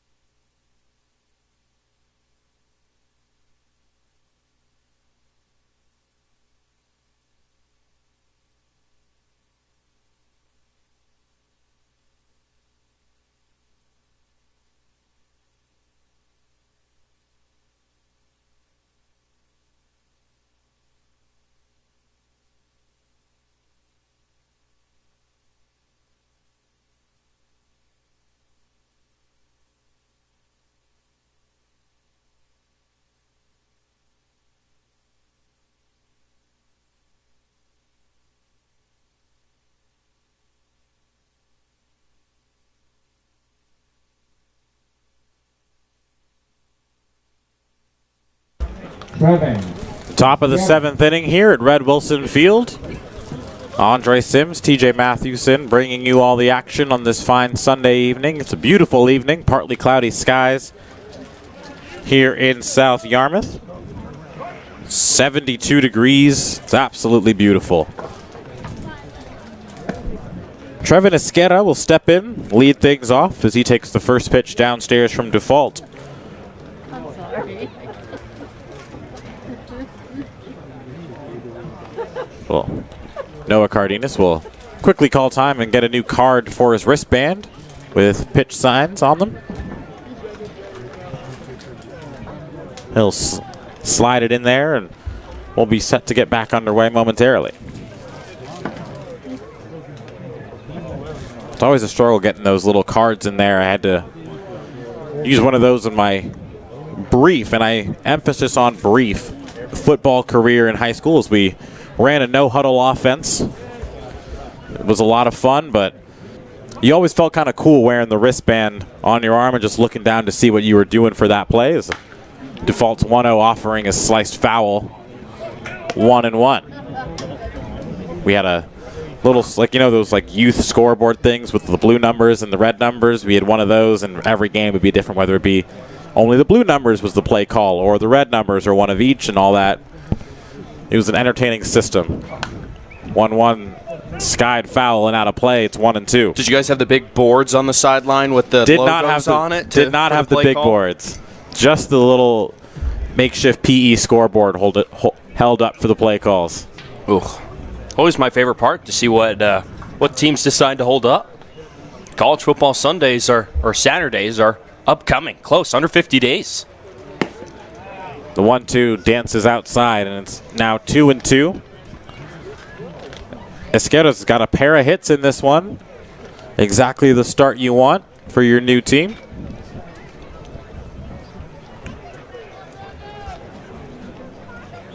Here's the 2-2. Skied up, and that'll get out of play. Some college football players here on the Cape. We saw Kyler Murray here 2 years ago. Played with Harwich. Didn't hit very well. Hit like round 150. But really put it on a showcase last spring. Playing baseball at Oklahoma. Made himself the number 9 overall pick. Yes. 2-2. Once again, dances outside, and the count runs full. And then somehow ups that and becomes the number 1 overall pick in the NFL draft this past spring. So going back to play football, looks like it was the right choice. Here's the full count offering. Big swing and a miss. Esquerra's down for the first time today, and that's the first out of the 7th.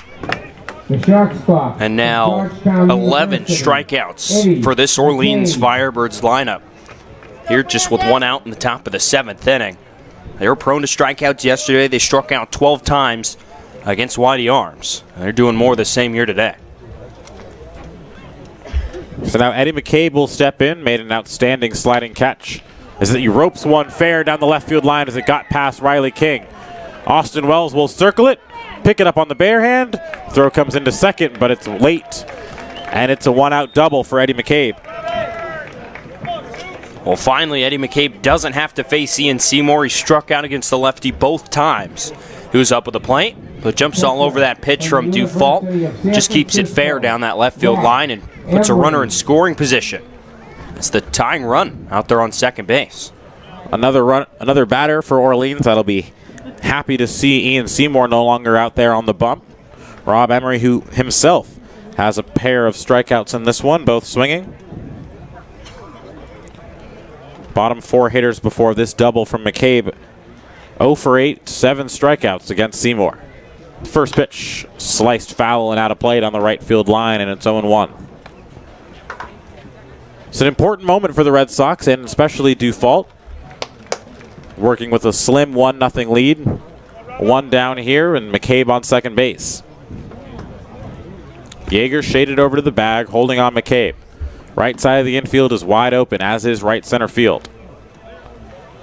0-1 to Emery. Swings out in front of an off-speed pitch, and it's 0-2.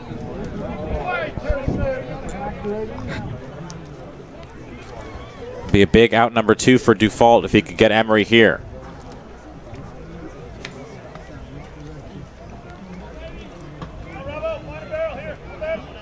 Dufault set at the letters. Here's the pitch. Just off the outer edge, and it's 1-2.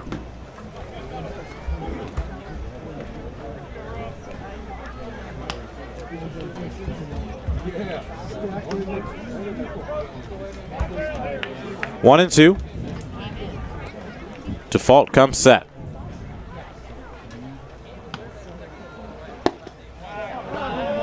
Once again, just barely low. Default locating well, but just out of the strike zone, and it's 2-2. Another arm is warming in the wide E bullpen.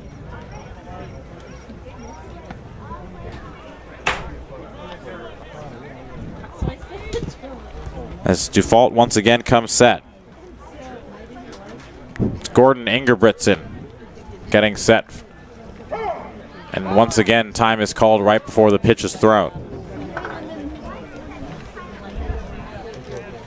Ingebrigtsen had a brief cameo in yesterday's ball game, but quickly allowed 2 hits and was given the hook from Scott Pickler in favor of Taylor Dollard.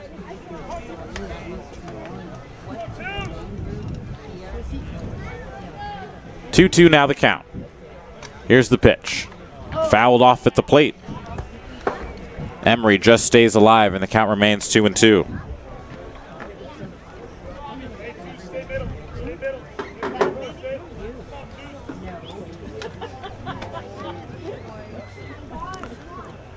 Emery gathers himself, now steps back in. Crucial opportunity for both sides. 2 balls, 2 strikes. Default checks the runner at second, now delivers. That one is absolutely roped into center field. That gets down in front of Palmer for a base hit. They're going to hold McCabe at third, and it's runners on the corners and still 1 down. So the bottom of the order thrilled to see a man not named Ian Seymour on the mound as they got a pair of hits from McCabe and Emery. And now Tanner Murray comes up with an opportunity to tie the game.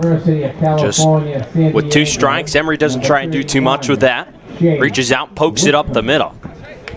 And almost tied this game up. A good strong throw, though, from Jake Palmer kept McCabe held up at third. Now it's going to be up to Tanner Murray and try and tie this game up.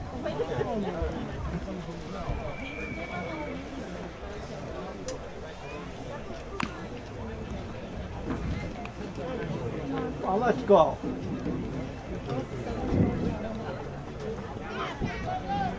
Cardenas giving signs for what to do should Emery decide to run.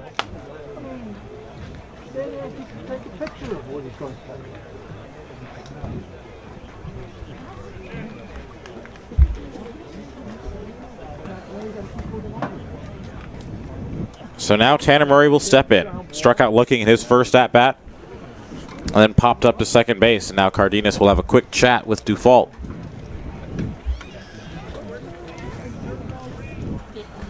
And now out comes Scott Pickler, and he might be making a switch. Still no motion to the bullpen as Pickler takes a stroll out to the mound. The entire infield will converge.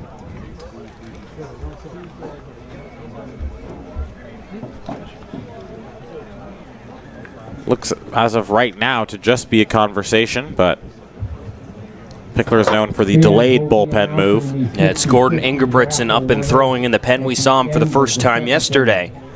Allowed 2 base runners to reach, was immediately pulled, but the short pitch count, he's available for today. And Pick's gonna look. Ingebrigtsen is looking in, and he's jogging in right now. Looks like that's probably gonna do it. There was still no official sign from Pickler. Local flavor from the winner of the Cape Times Best Restaurant for Takeout. 99. There's a little bit of confusion here as infielders were waving him back, but Ingebrigtsen got all the way to the mound, and he will come in. So the day is done for Brandon Default. He leaves with runners on the corners. Ingebrigtsen inherits a jam and a tight lead. We'll be right back after his warm-up tosses. You're listening to Red Sox Baseball on the Cape Cod Baseball League Network.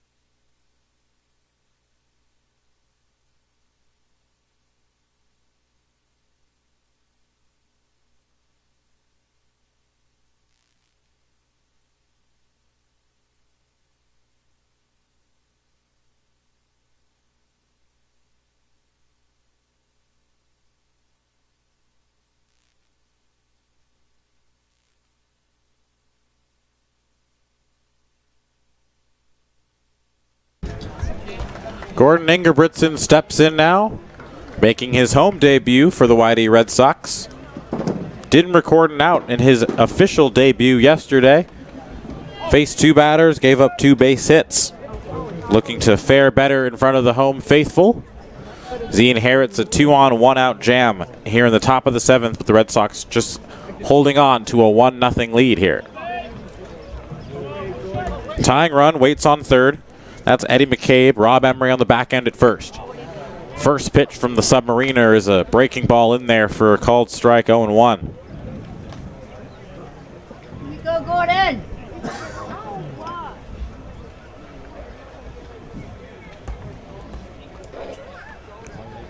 Ingebrigtsen from UC Irvine comes set at the belt. Another Frisbee-esque off-speed pitch, and it's quickly 0-2. Yeah, he's going to change his arm angle. He goes from straight sidearm a couple times. He'll sometimes drop it down and go submarine. Catches these, especially right-handed hitters, off guard a little bit. It's a tough arm angle to pick anything up off of, and even if it's coming in relatively slow, it's just hard to pick up, hard to get the timing on, and it's 1-2. Just a different angle from where the ball comes from. So used to seeing it go over the top or even just from a 3/4 slot, but once you go down there, it's tricky. Ingebrigtsen looking to navigate around the jam and strand the 2 runners he inherits from Brandon Default. Yeah! And he'll get the second out of the inning. It's a strikeout for Ingebrigtsen, and that's the second out of the inning.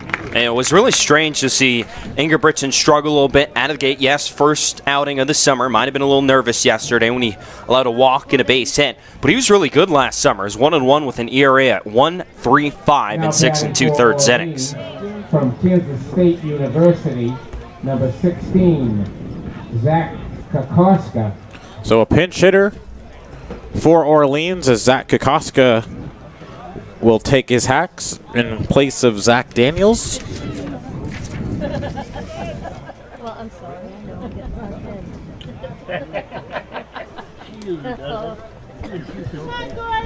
in. And Gordon Ingebrigtsen now 1 out away from stranding the 2 inherited runners and keeping this game where it is at 1-0 Red Sox. That one from a higher release point, and it's just wide 1-0. Come on, Gordon. One of the pitches from Ingebrigtsen yesterday actually went behind an Orleans hitter, but you can probably chalk that one up to nerves a little bit. 1-0 the count to Kokoska. Here's the pitch. And that one's spun in there for a called strike, 1-1. Righty-lefty matchup.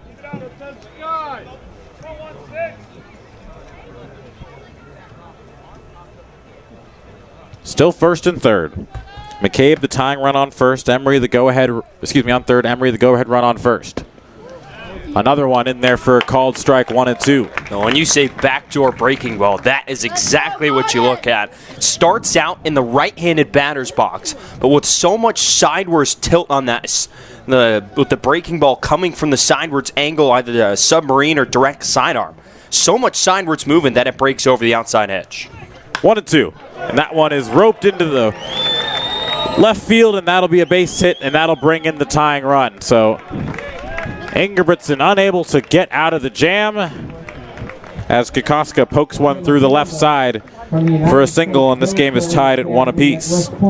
He just tries going back to the well one more time with that breaking ball, but Kokoska was looking for it. He even leaned out a little bit over the plate to line that one into left field. It breaks the Orleans scoreless streak here against YD at 17 2/3 innings.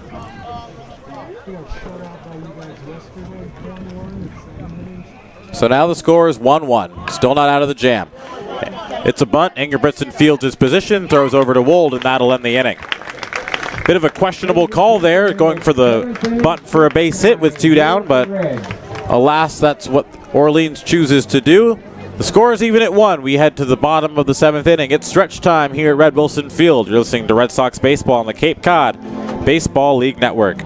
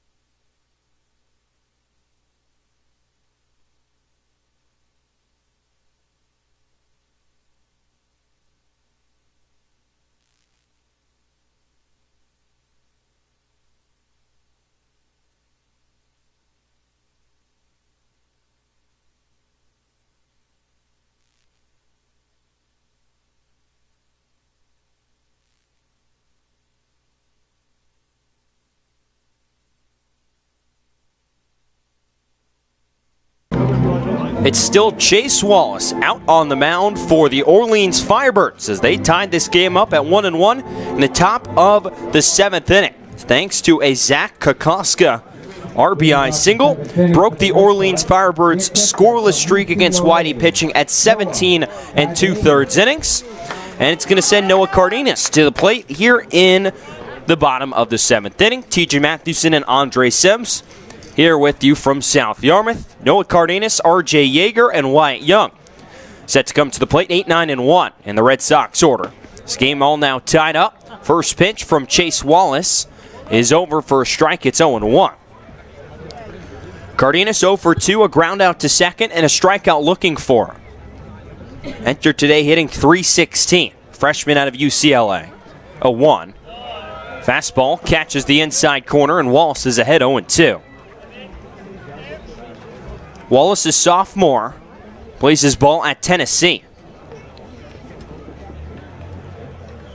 Appeared in 9 games this spring through 6 2/3 innings. 0-2 on the way. Breaking ball misses down and in the dirt. And the count will go to 1 ball and 2 strikes.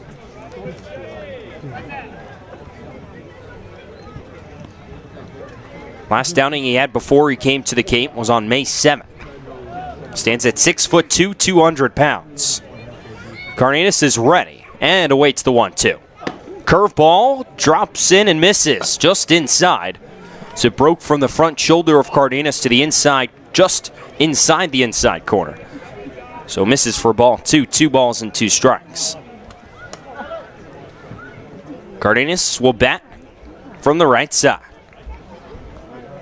Firebirds defense giving him the middle of the infield if he chooses it. The 1-2, or the 2-2 pardon, misses outside. And the count's gone full 3-2. After Cardenas, RJ Yeager waits on deck. He's 0 for 2 as well. The Saugus, California native will step in. Wallace peers in and gets his sign from Rob Emery behind the plate. And awaits the 3-2. Inside, gets a piece of Cardenas. So after falling behind 0-2, Noah Cardenas finds his way on base via the hit by pitch. And that will bring up the 9 spot in the Whitey lineup in the form of RJ Yeager.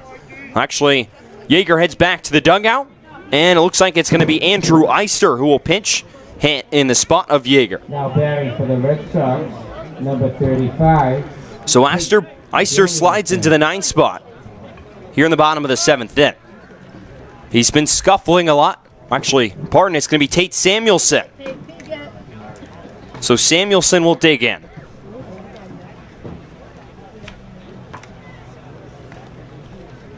Cal Poly product bats from the right side. Will presumably take over at second base for the Whitey Red Sox. Zach Kokoska is over in right field now, as he took over for Zach Daniels in the top of the 7th when he pinch hit.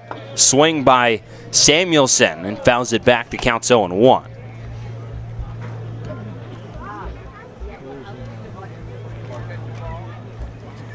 Take a look around the Cape League scoreboard while we're at it here in the bottom of the 7th inning. As Samuelson digs back in. Harwich is up 2-1 over Falmouth at Gulf Fuller Field in Falmouth. That in the bottom of the 5th inning. Wallace sets the 0-1 to Samuelson. Swing and a miss, and the count goes to 0-2. Bourne up 1-0 over Cotuit in the top of the 5th inning at Dorn Park in Bourne. At Spillane Field in Wareham, the Gatemen up 5-3 over the Hyannis Harbor Hawks, who look to win their 3rd straight game for the first time this season.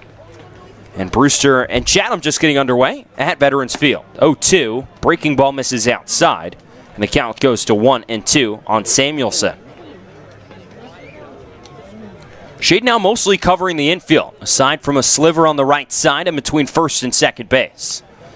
Cardenas leads off first. He's the go-ahead run. Samuelson back in the box, awaits the 1-2. Fastball misses a bit low, and the count evens up at 2 balls and 2 strikes. So after working ahead early to both the hitters he's faced, here in the bottom of the 7th inning, Chase Wallace has proceeded to throw balls to both of them. Let's see if he tries not to lose Tate Samuelson here. 2 balls and 2 strikes to the Cal Poly product. Here it comes. Misses inside, and the count will go to 3-2. Red Sox with a win here today would make it 9 straight over the Orleans Firebirds. They won the final 5 games of this series last season and have won the first 3 so far. With a go-ahead run here late, they can make it 9. 3-2. There goes the runner Cardenas from first, swinging a chopper up the middle, right at Eddie McCabe. He'll field, have no play at second base. He instead goes to first and will get Samuelson by quite a bit. So a fielder's choice, and Samuelson is retired. He advances the runner Cardenas to second base. The hit and run somewhat executed as it moves Cardenas into scoring position. And the top of the lineup for YD will stride to the plate in form of Wyatt Young. This might be Wyatt's last chance to extend his hitting streak here. He's 0 for 3. He enters today on a 9-game hit streak, hitting .379. This last 10-game stretch he's had, where he's hit .424, has propelled him to the top of the league in batting. Freshman out of Pepperdine digs in. Cardenas off of first, or on second, pardon. First pitch from Wallace. Fastball misses outside. A little bit of tailing action there from Chase, and the count is 1-0. Strikeout looking for Wyatt to start the YD first inning. And then a pair of groundouts to Danny Soretti at second. Young digs back in, and the 1-0. Swing and a fly ball, foul. Out of play on the third base side. And the count evens up at 1 ball and 1 strike.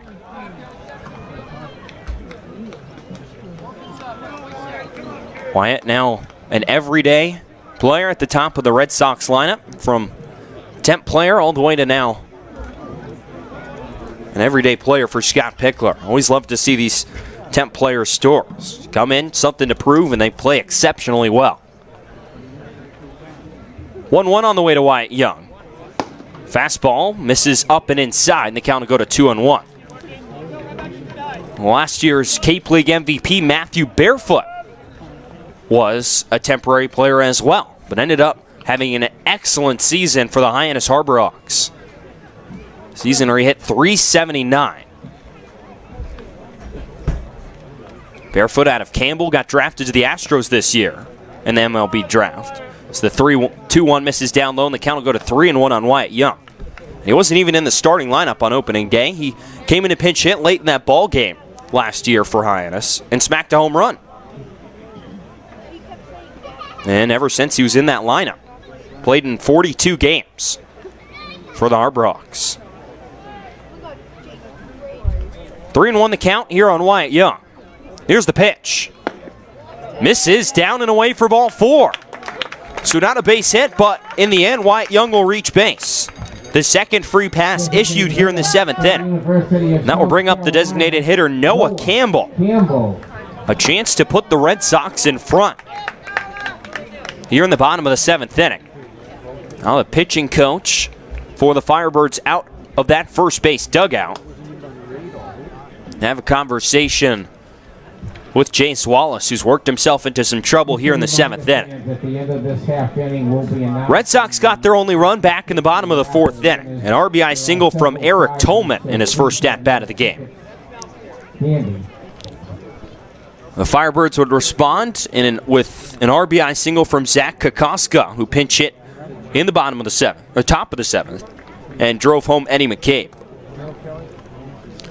The last run the Firebirds have scored against the Red Sox in their last 17 2/3 innings. So here's Campbell, the switch hitter out of South Carolina. He'll bat from the left side. And I mentioned Barefoot having such a great season for Hyannis. Another guy who's up there in the possible MVP conversation last season. Well, this guy right here, Noah Campbell. He's walked twice and flown out today. First pitch on the way. Swing and a ground ball right at McCabe at short. He'll flip to second for 1. Return throw to first. Not in time.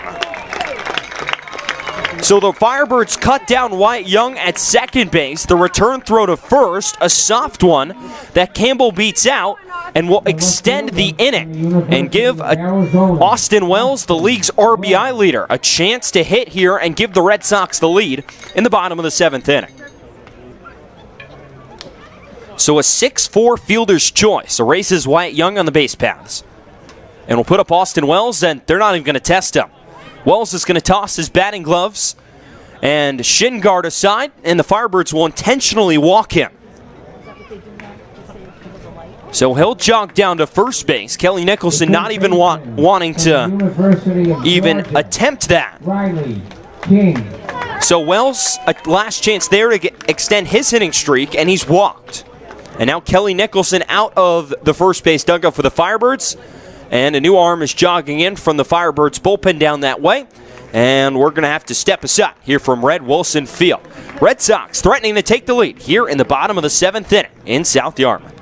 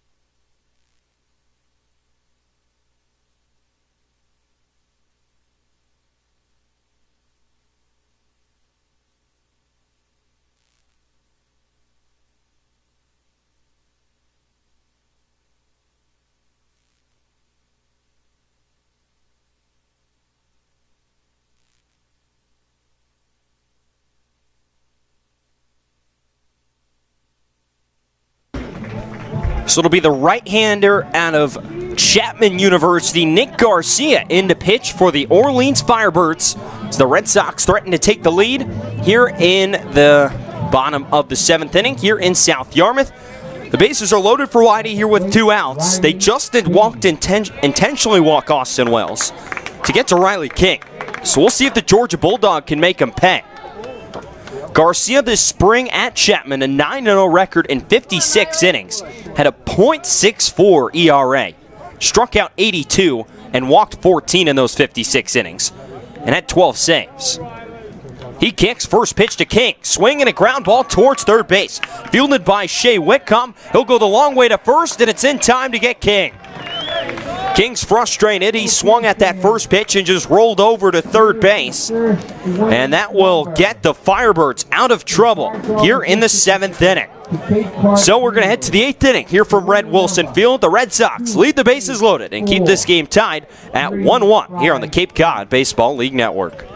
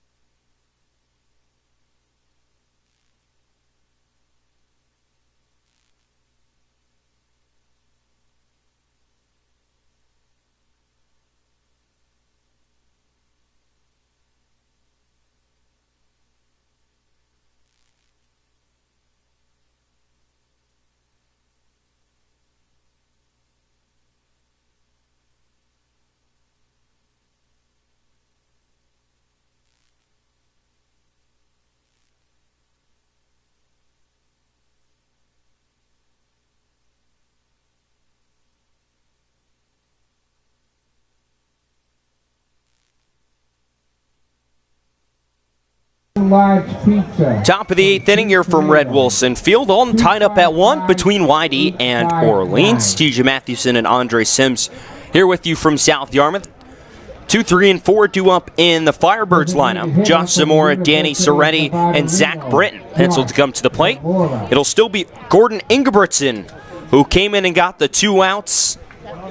2 outs in the top half of the 7th inning to get the Red Sox out of trouble, surrendering the, 1-run lead at the time. Run charge to Brandon Dufault. Ingebrigtsen fires the first pitch in.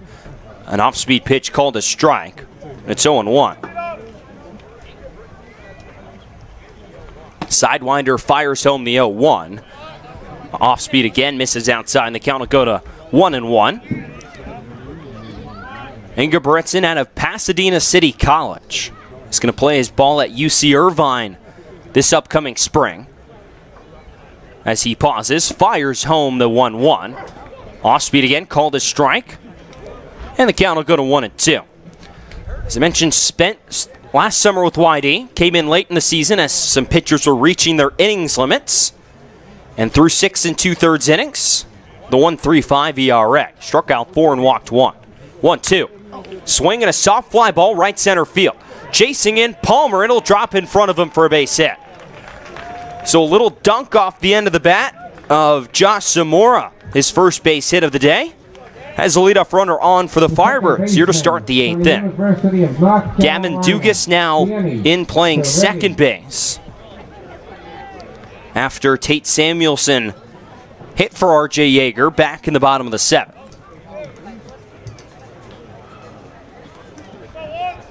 So now with the runner Zamora off of first, here's Danny Soretti. Today 0 for 2 as he shows bunt with a walk. Pitch catches the outside corner, and it's 0-1. Red Sox firmly entrenched at second place in the Eastern Division, trailing the Chatham Anglers by a single point. Firebirds 4 points behind the Red Sox and 5 points behind the Anglers at 11, 8, and 2.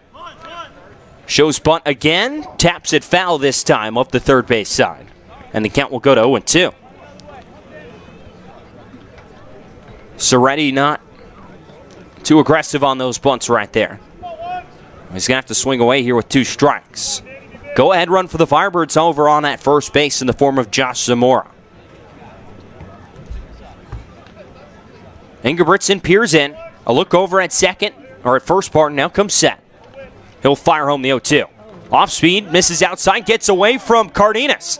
Taking off towards second base is Zamora. The throw won't be in time. So a little cross up there. The pitch got away from Cardenas, who's set up on the outside corner, but that one got way over there to his left and couldn't get a glove on it. Trickles away from him and allows Zamora to move into scoring position here with no one out. So Ingebrigtsen now going to have to hunker down even more. He's ahead 1 ball and 2 strikes on Soretti. He fires it home. 1-2 misses away, and the count will even up at 2 balls and 2 strikes.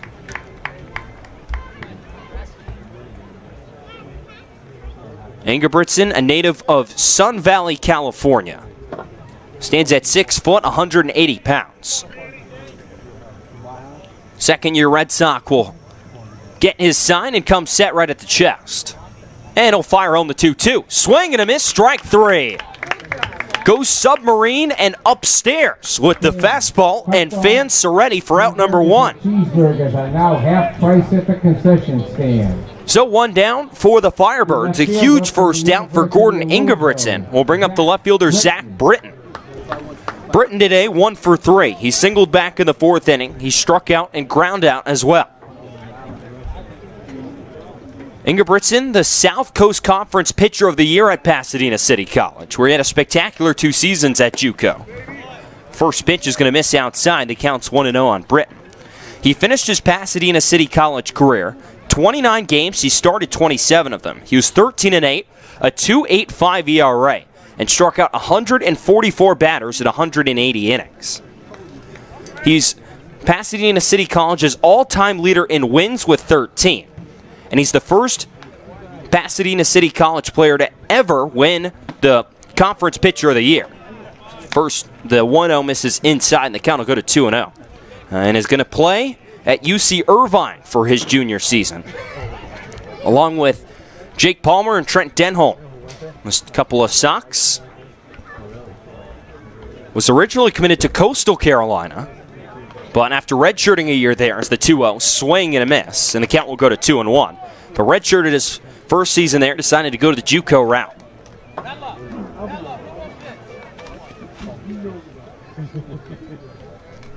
Count 2-1 here on Zach Britton. Firebirds trying to take the lead here in the top of the 8th inning. Ingebrigtsen sets, and the 2-1. Swing and a chopper, foul on a breaking ball, and the count will go to 2-2. That breaking ball just has some frisbee movement to it.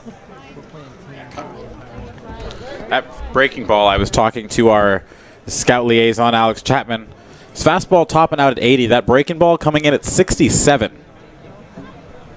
Not going to blow him away with too much velocity. Matters location a lot. Location matters a lot more. To Ingebrigtsen. Count even 2-2. The righty sets. And the 2-2.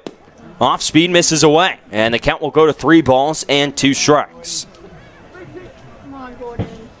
Ingebrigtsen trying to avoid walking a batter here with 1 out. He allowed a leadoff single to Josh Zamora here in the 8th before striking out Danny Soretti. Britton will dig back in from the left side. Ingebrigtsen gets his sign, comes set. Peeks back at second a couple of times. Pauses, and the 3-2. Swing and a chopper, foul off the Orleans dugout. That fence in front of that first base dugout, and the count will stay full at 3-2.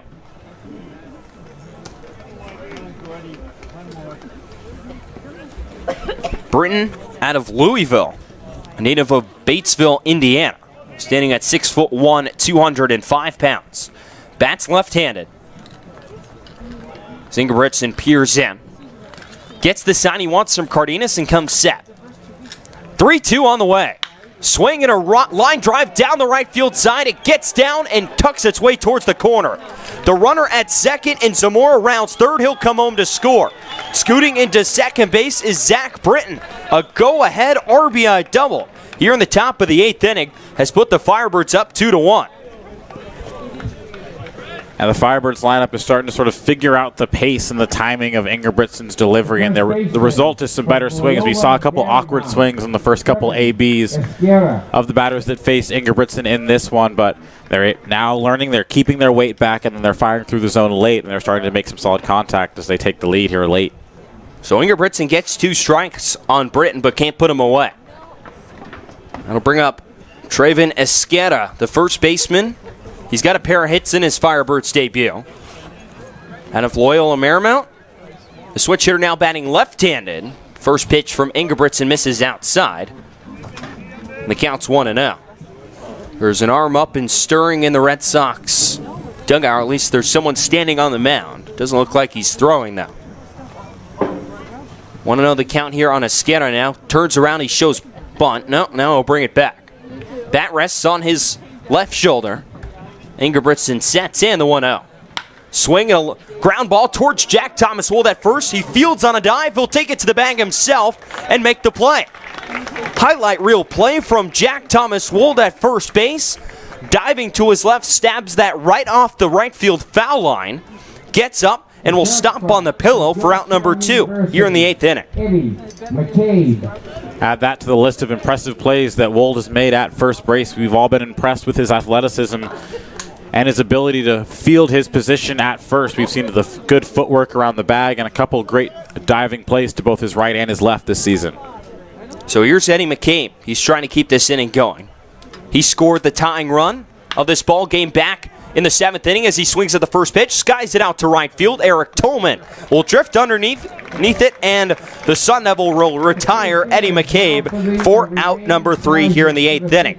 Not before the Firebirds strike and take the lead. An RBI double from Zach Britton pushes Orleans in front of Whitey 2-1 here at Red Wilson Field. We're to the bottom of the 8th, 2-1 Firebirds here on the Cape Cod Baseball League Network.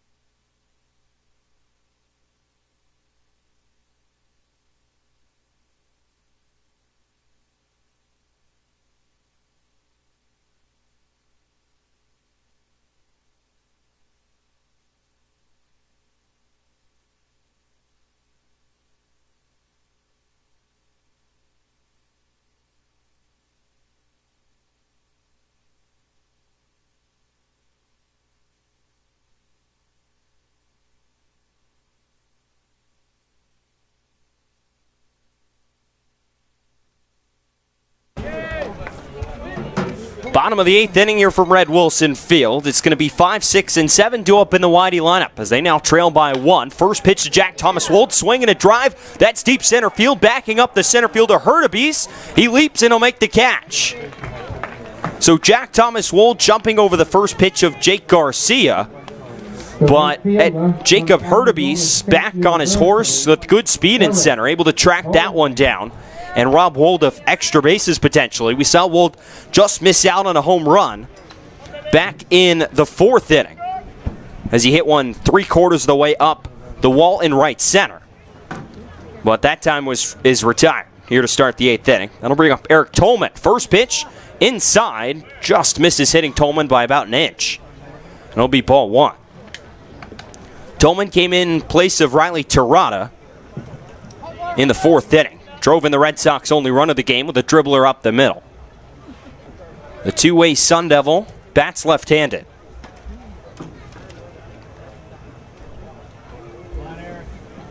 Lake Forest, California native. Couple of West Coasters here as the 1-0. Called strike on the outside corner, and the count is 1-1 strike. Garcia, a native of San Carlos, California. Come on, Eric. As mentioned, attends Chapman University. Tolman awaits the 1-1. Inside, off the plate a little bit with the fastball, and the count's 2-1. Tolman a sub-3 ERA this spring at ASU, while hitting .227. With 3 long balls, 7 RBIs. He's got a long ball this summer. He had a few days ago in Hyannis. 2-1. Way outside, and the count will be 3-1 on Tolman. Hit a home run today in batting practice, which was in about a similar spot if you're trying to replicate it if you're there in Hyannis. He knocked one off the top of the brand new scoreboard at Hyannis. Awaits the 3-1. Fastball high and outside, ball 4. So a 1-out base runner for the Red Sox. Eric Tolman will walk here with 1 out. That'll bring up center fielder Jake Palmer for his 4th time up today. From the University of California, Irvine, Jake Palmer. So Palmer 0 for 3. He struck out, flied out twice, once to the left fielder and Zach Britton, once to the shortstop Eddie McCabe, who made a great catch running in center field, shallow center field back in the 6th inning. Palmer rests the bat on his shoulders. He waits the first pitch from Garcia. Misses away for ball 1. It's 1-0. Yeah, this has been a much better bounce-back game defensively for Orleans. That was obviously what cost them yesterday with a few very impressive, costly errors in that one. Some of the throws where you kind of scratch your head at how that even happened in the first place. But we've seen nice plays from McCabe. 1-0 to Palmer, swinging a ground ball through the left side and into left field for a base hit. So Jake Palmer gets a pitch over the plate and goes the other way with it, right between Shea Whitcomb and Eddie McCabe on the left side of the infield. And there's 2 on and 1 out, and it looks like we're going to have a pinch hitter and Brad Beasley hit for Noah Cardenas. Now batting for the Red Sox. So Palmer extends his hitting streak to 4 games with that base hit here in the 8th inning. So Brad Beasley will step to the plate. Brad Beasley. Oh, you heard that? Beasley out of Cal Poly, the junior bats right-handed. So we're waiting for the home plate umpire Mike Yanosa to write Beasley in. So pitch hit here in the bottom of the 8th inning. Beasley bats right-handed. He steps into the box. The right-hander Nick Garcia comes set on the bump and will fire home the first pitch. Beasley swings and fouls it straight back and over our heads. And the count's 0-1. Cal Poly, San Luis Obispo. Beasley hitting 167 this summer in 42 at-bats. 3 doubles, a home run, and 4 RBIs for. A base hit here would tie the ball game up at 2. And the tying run, Eric Tolman stands out on second. Here's the 0-1. Inside, just brushes past the jersey of Beasley, and the count will go to 1-1 strike. Beasley repping the Whitey High Sox to complement their red home uniforms. Orleans going with red top, white pants, and red socks today. Here's the 1-1. Swinging a line drive over the head of the second baseman, Soretti, and into center field. Rounding third is Eric Tolman. He'll come home to score. Brad Beasley, a pinch hit appearance off the bench, lines a single into center field, and will tie this ball game up at 2 apiece. That's a big-time at-bat from Brad Beasley right there. Coming in off the bench in a crucial situation with your team down 1 in the bottom of the 8th.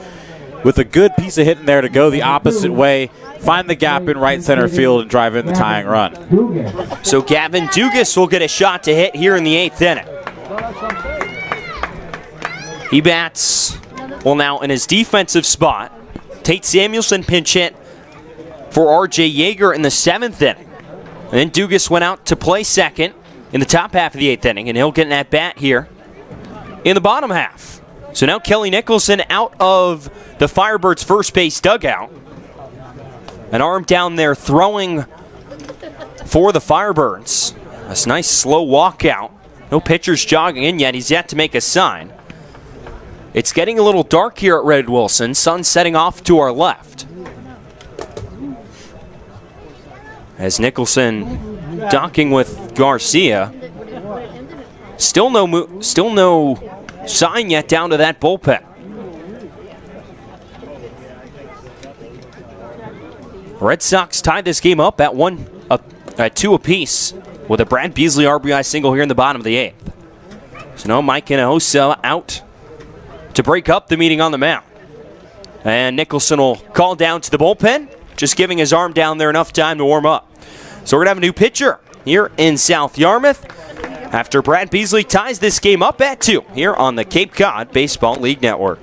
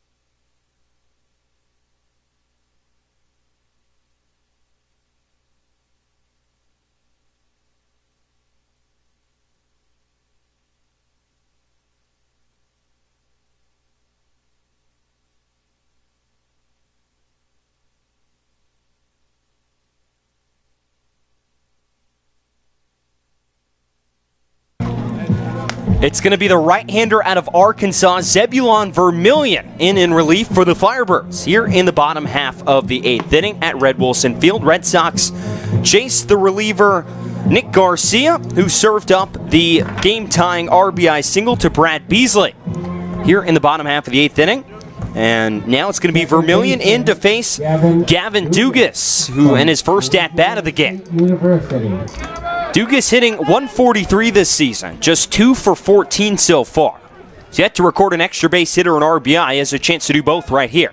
Against Vermillion, an SEC matchup right here. First pitch to Dugas, fastball in the outside corner. It's 0-1. Vermillion on the season has thrown, this is his 4th appearance. He's thrown 2 1/3 innings, yet to allow an earned run. He's only allowed 2 hits so far as well. Struck out 2 and hasn't walked a batter. Standing at 6'5", 220. 0-1. Breaking ball misses a bit outside, and the count evens at 1 ball and 1 strike.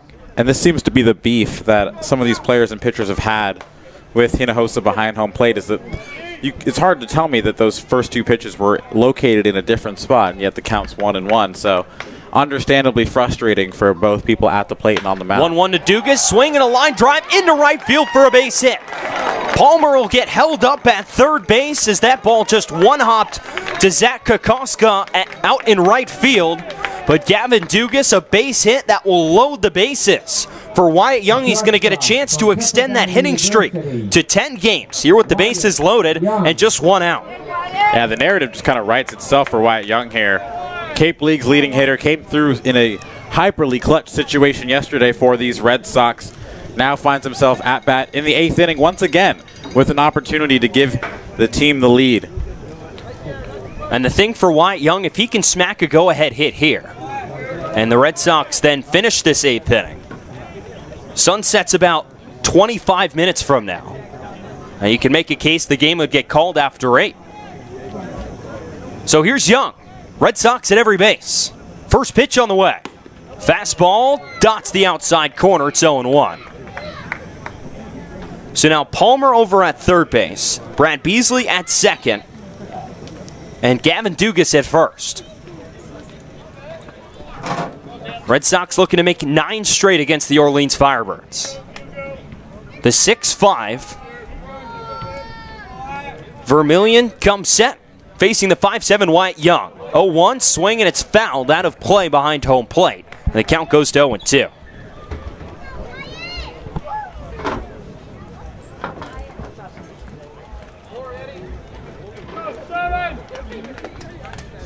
And there, Vermillion, a native of Prairieville, Kansas, peers in at Rob Emery doing the catching to get his sign. Wyatt Young digs in, he's behind 0-2. Vermillion sets, and the 0-2. Swing and a fly ball, foul territory down the left field side. Giving it a look is Britton, and he'll watch this one hop past the Red Sox bullpen down that way. And the count stays 0-2. And TJ, if I'm Wyatt Young right now, I'm looking at that left side of the infield. It's wide open right now with the infield at double play depth. He handles the bat well, can really take it to all fields. One on the ground through the left side. That'll score a run. Usually chokes up here with 2 strikes. It looks like he's doing that. He's done a great job of finding holes on the infield this year. As you mentioned, that left side is wide open should he put it through there. 0-2. Swinging a little fly ball out to center field. We'll see if it's deep enough.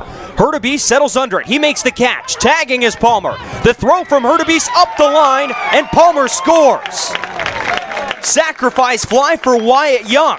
Puts the Red Sox in front 3-2. Here in the bottom of the 8th inning, some clutch hitting from the bottom half, and now the leadoff man, Wyatt Young, to put the Red Sox in front 3-2. It may not extend the hitting streak, but I'm sure Wyatt Young will tell you that's the last thing he cares about. He would much rather have the win, much rather have the clutch sacrifice fly to give the Red Sox the lead, and especially with sunset looming here at Red Wilson Field, with the score reverting to whatever it is after the end of this inning, that's huge. That is huge. And now they're going to check over on at third base and make sure that Palmer left on time. It looked from our point he did, and Mike Hinojosa behind the plate agrees. Second appeal in as many days for Orleans. Firebirds got one yesterday. That they did. Said Tate Samuelson didn't touch third on that ever so bizarre play.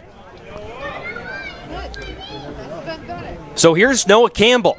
Batting from the left side now with 2 outs. Runners on at second and third. Beasley at third, Dugas at second. First pitch from Vermillion, misses outside. And the count's 1-0. Another SEC matchup right here on the South Carolina product, Campbell against the Arkansas product in Vermillion. Vermillion will come set. And the 1-0. Swinging a chopper up the first base side. Bobbled by the first baseman, Esqueda. The throw to first, not in time to get Campbell. It gets away from Vermillion. 1 run comes home to score, and Beasley Dugas on the errant throw will come home as well. 2 more runs come across for the Red Sox. They make it a 4 spot here in the bottom of the 8th inning as this Orleans Firebirds defense costs them again. It's now 5-2 Wide E. You got to be frustrated if you're Kelly Nicholson and company, just understanding that you put yourself in a position to win 2 days in a row. Your pitchers pitched so well And then ultimately, in the same inning, in 2 games in a row, the defense comes through with costly errors.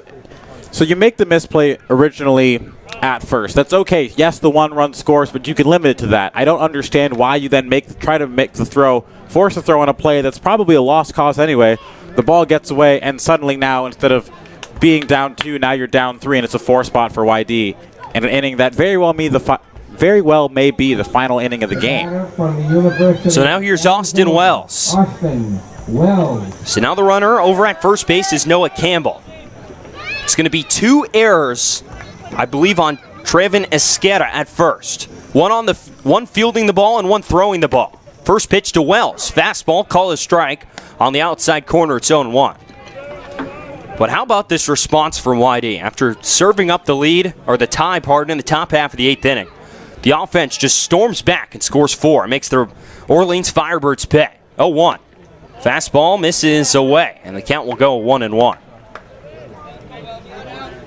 And the Red Sox are just forcing the Firebirds to play perfect defense, and they couldn't do it. And just like that, they snatched the lead away. Here's the 1-1. Swing and a ground ball past the second baseman, Soretti into right field. Campbell will park the brakes at second, and Austin Wells has a base hit to extend his hitting streak to 6 games.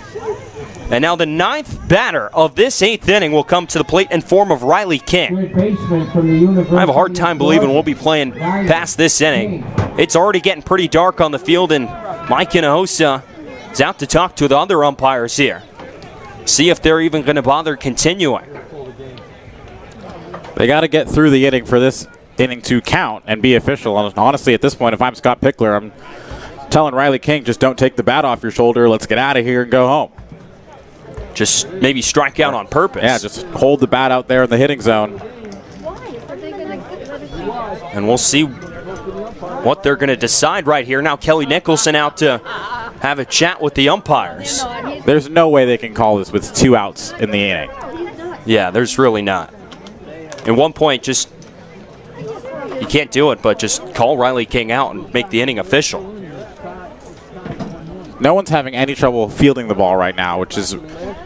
It's still pretty light out. No clouds to obscure the sun here tonight. And sure, there's shade all over the field, but it's not like you're going to lose a ball up in the sky. Pick saying... Well, the umpire's still talking. It looks like we're going to continue. As Pick is walking back towards third base.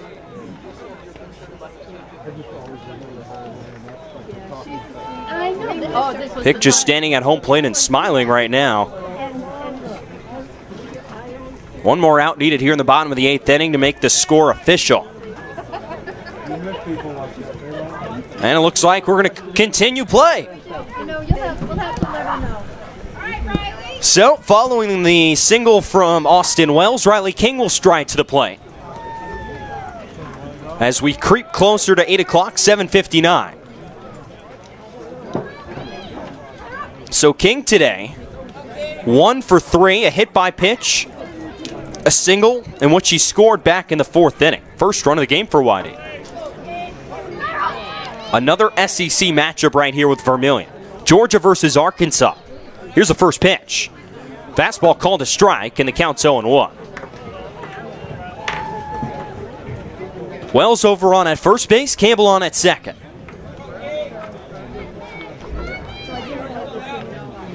The tall righty Vermillion sets again, 0-1.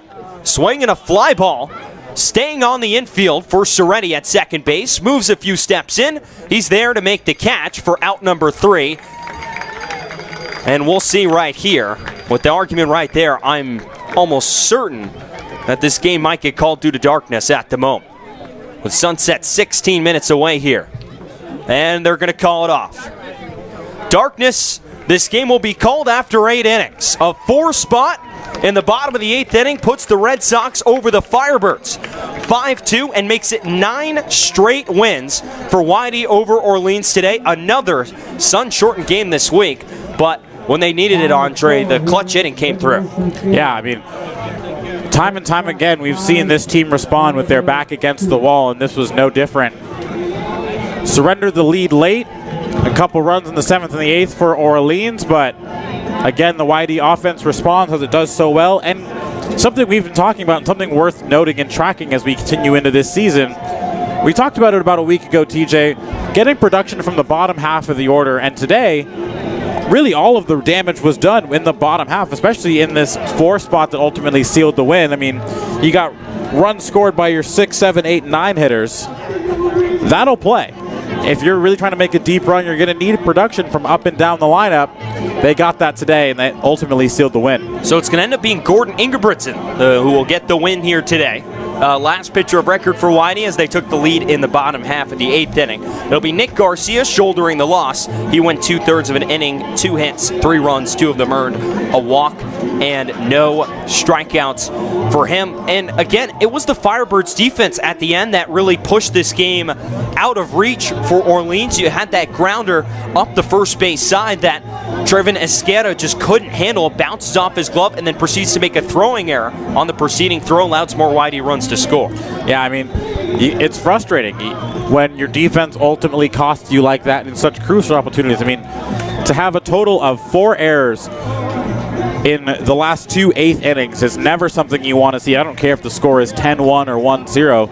To have that many miscues late in the game like that is something that these Firebirds are going to have to correct, because they're in a slide right now, and they're slowly but surely. We thought Orleans, YD, and Chatham were going to be the 3 best teams, not only in the East but in the league, but Orleans in a bit of a downturn right now. It's 9 straight wins for YD over Orleans dating back to last season. With the win, the Red Sox will improve to 14-7-1 on the season.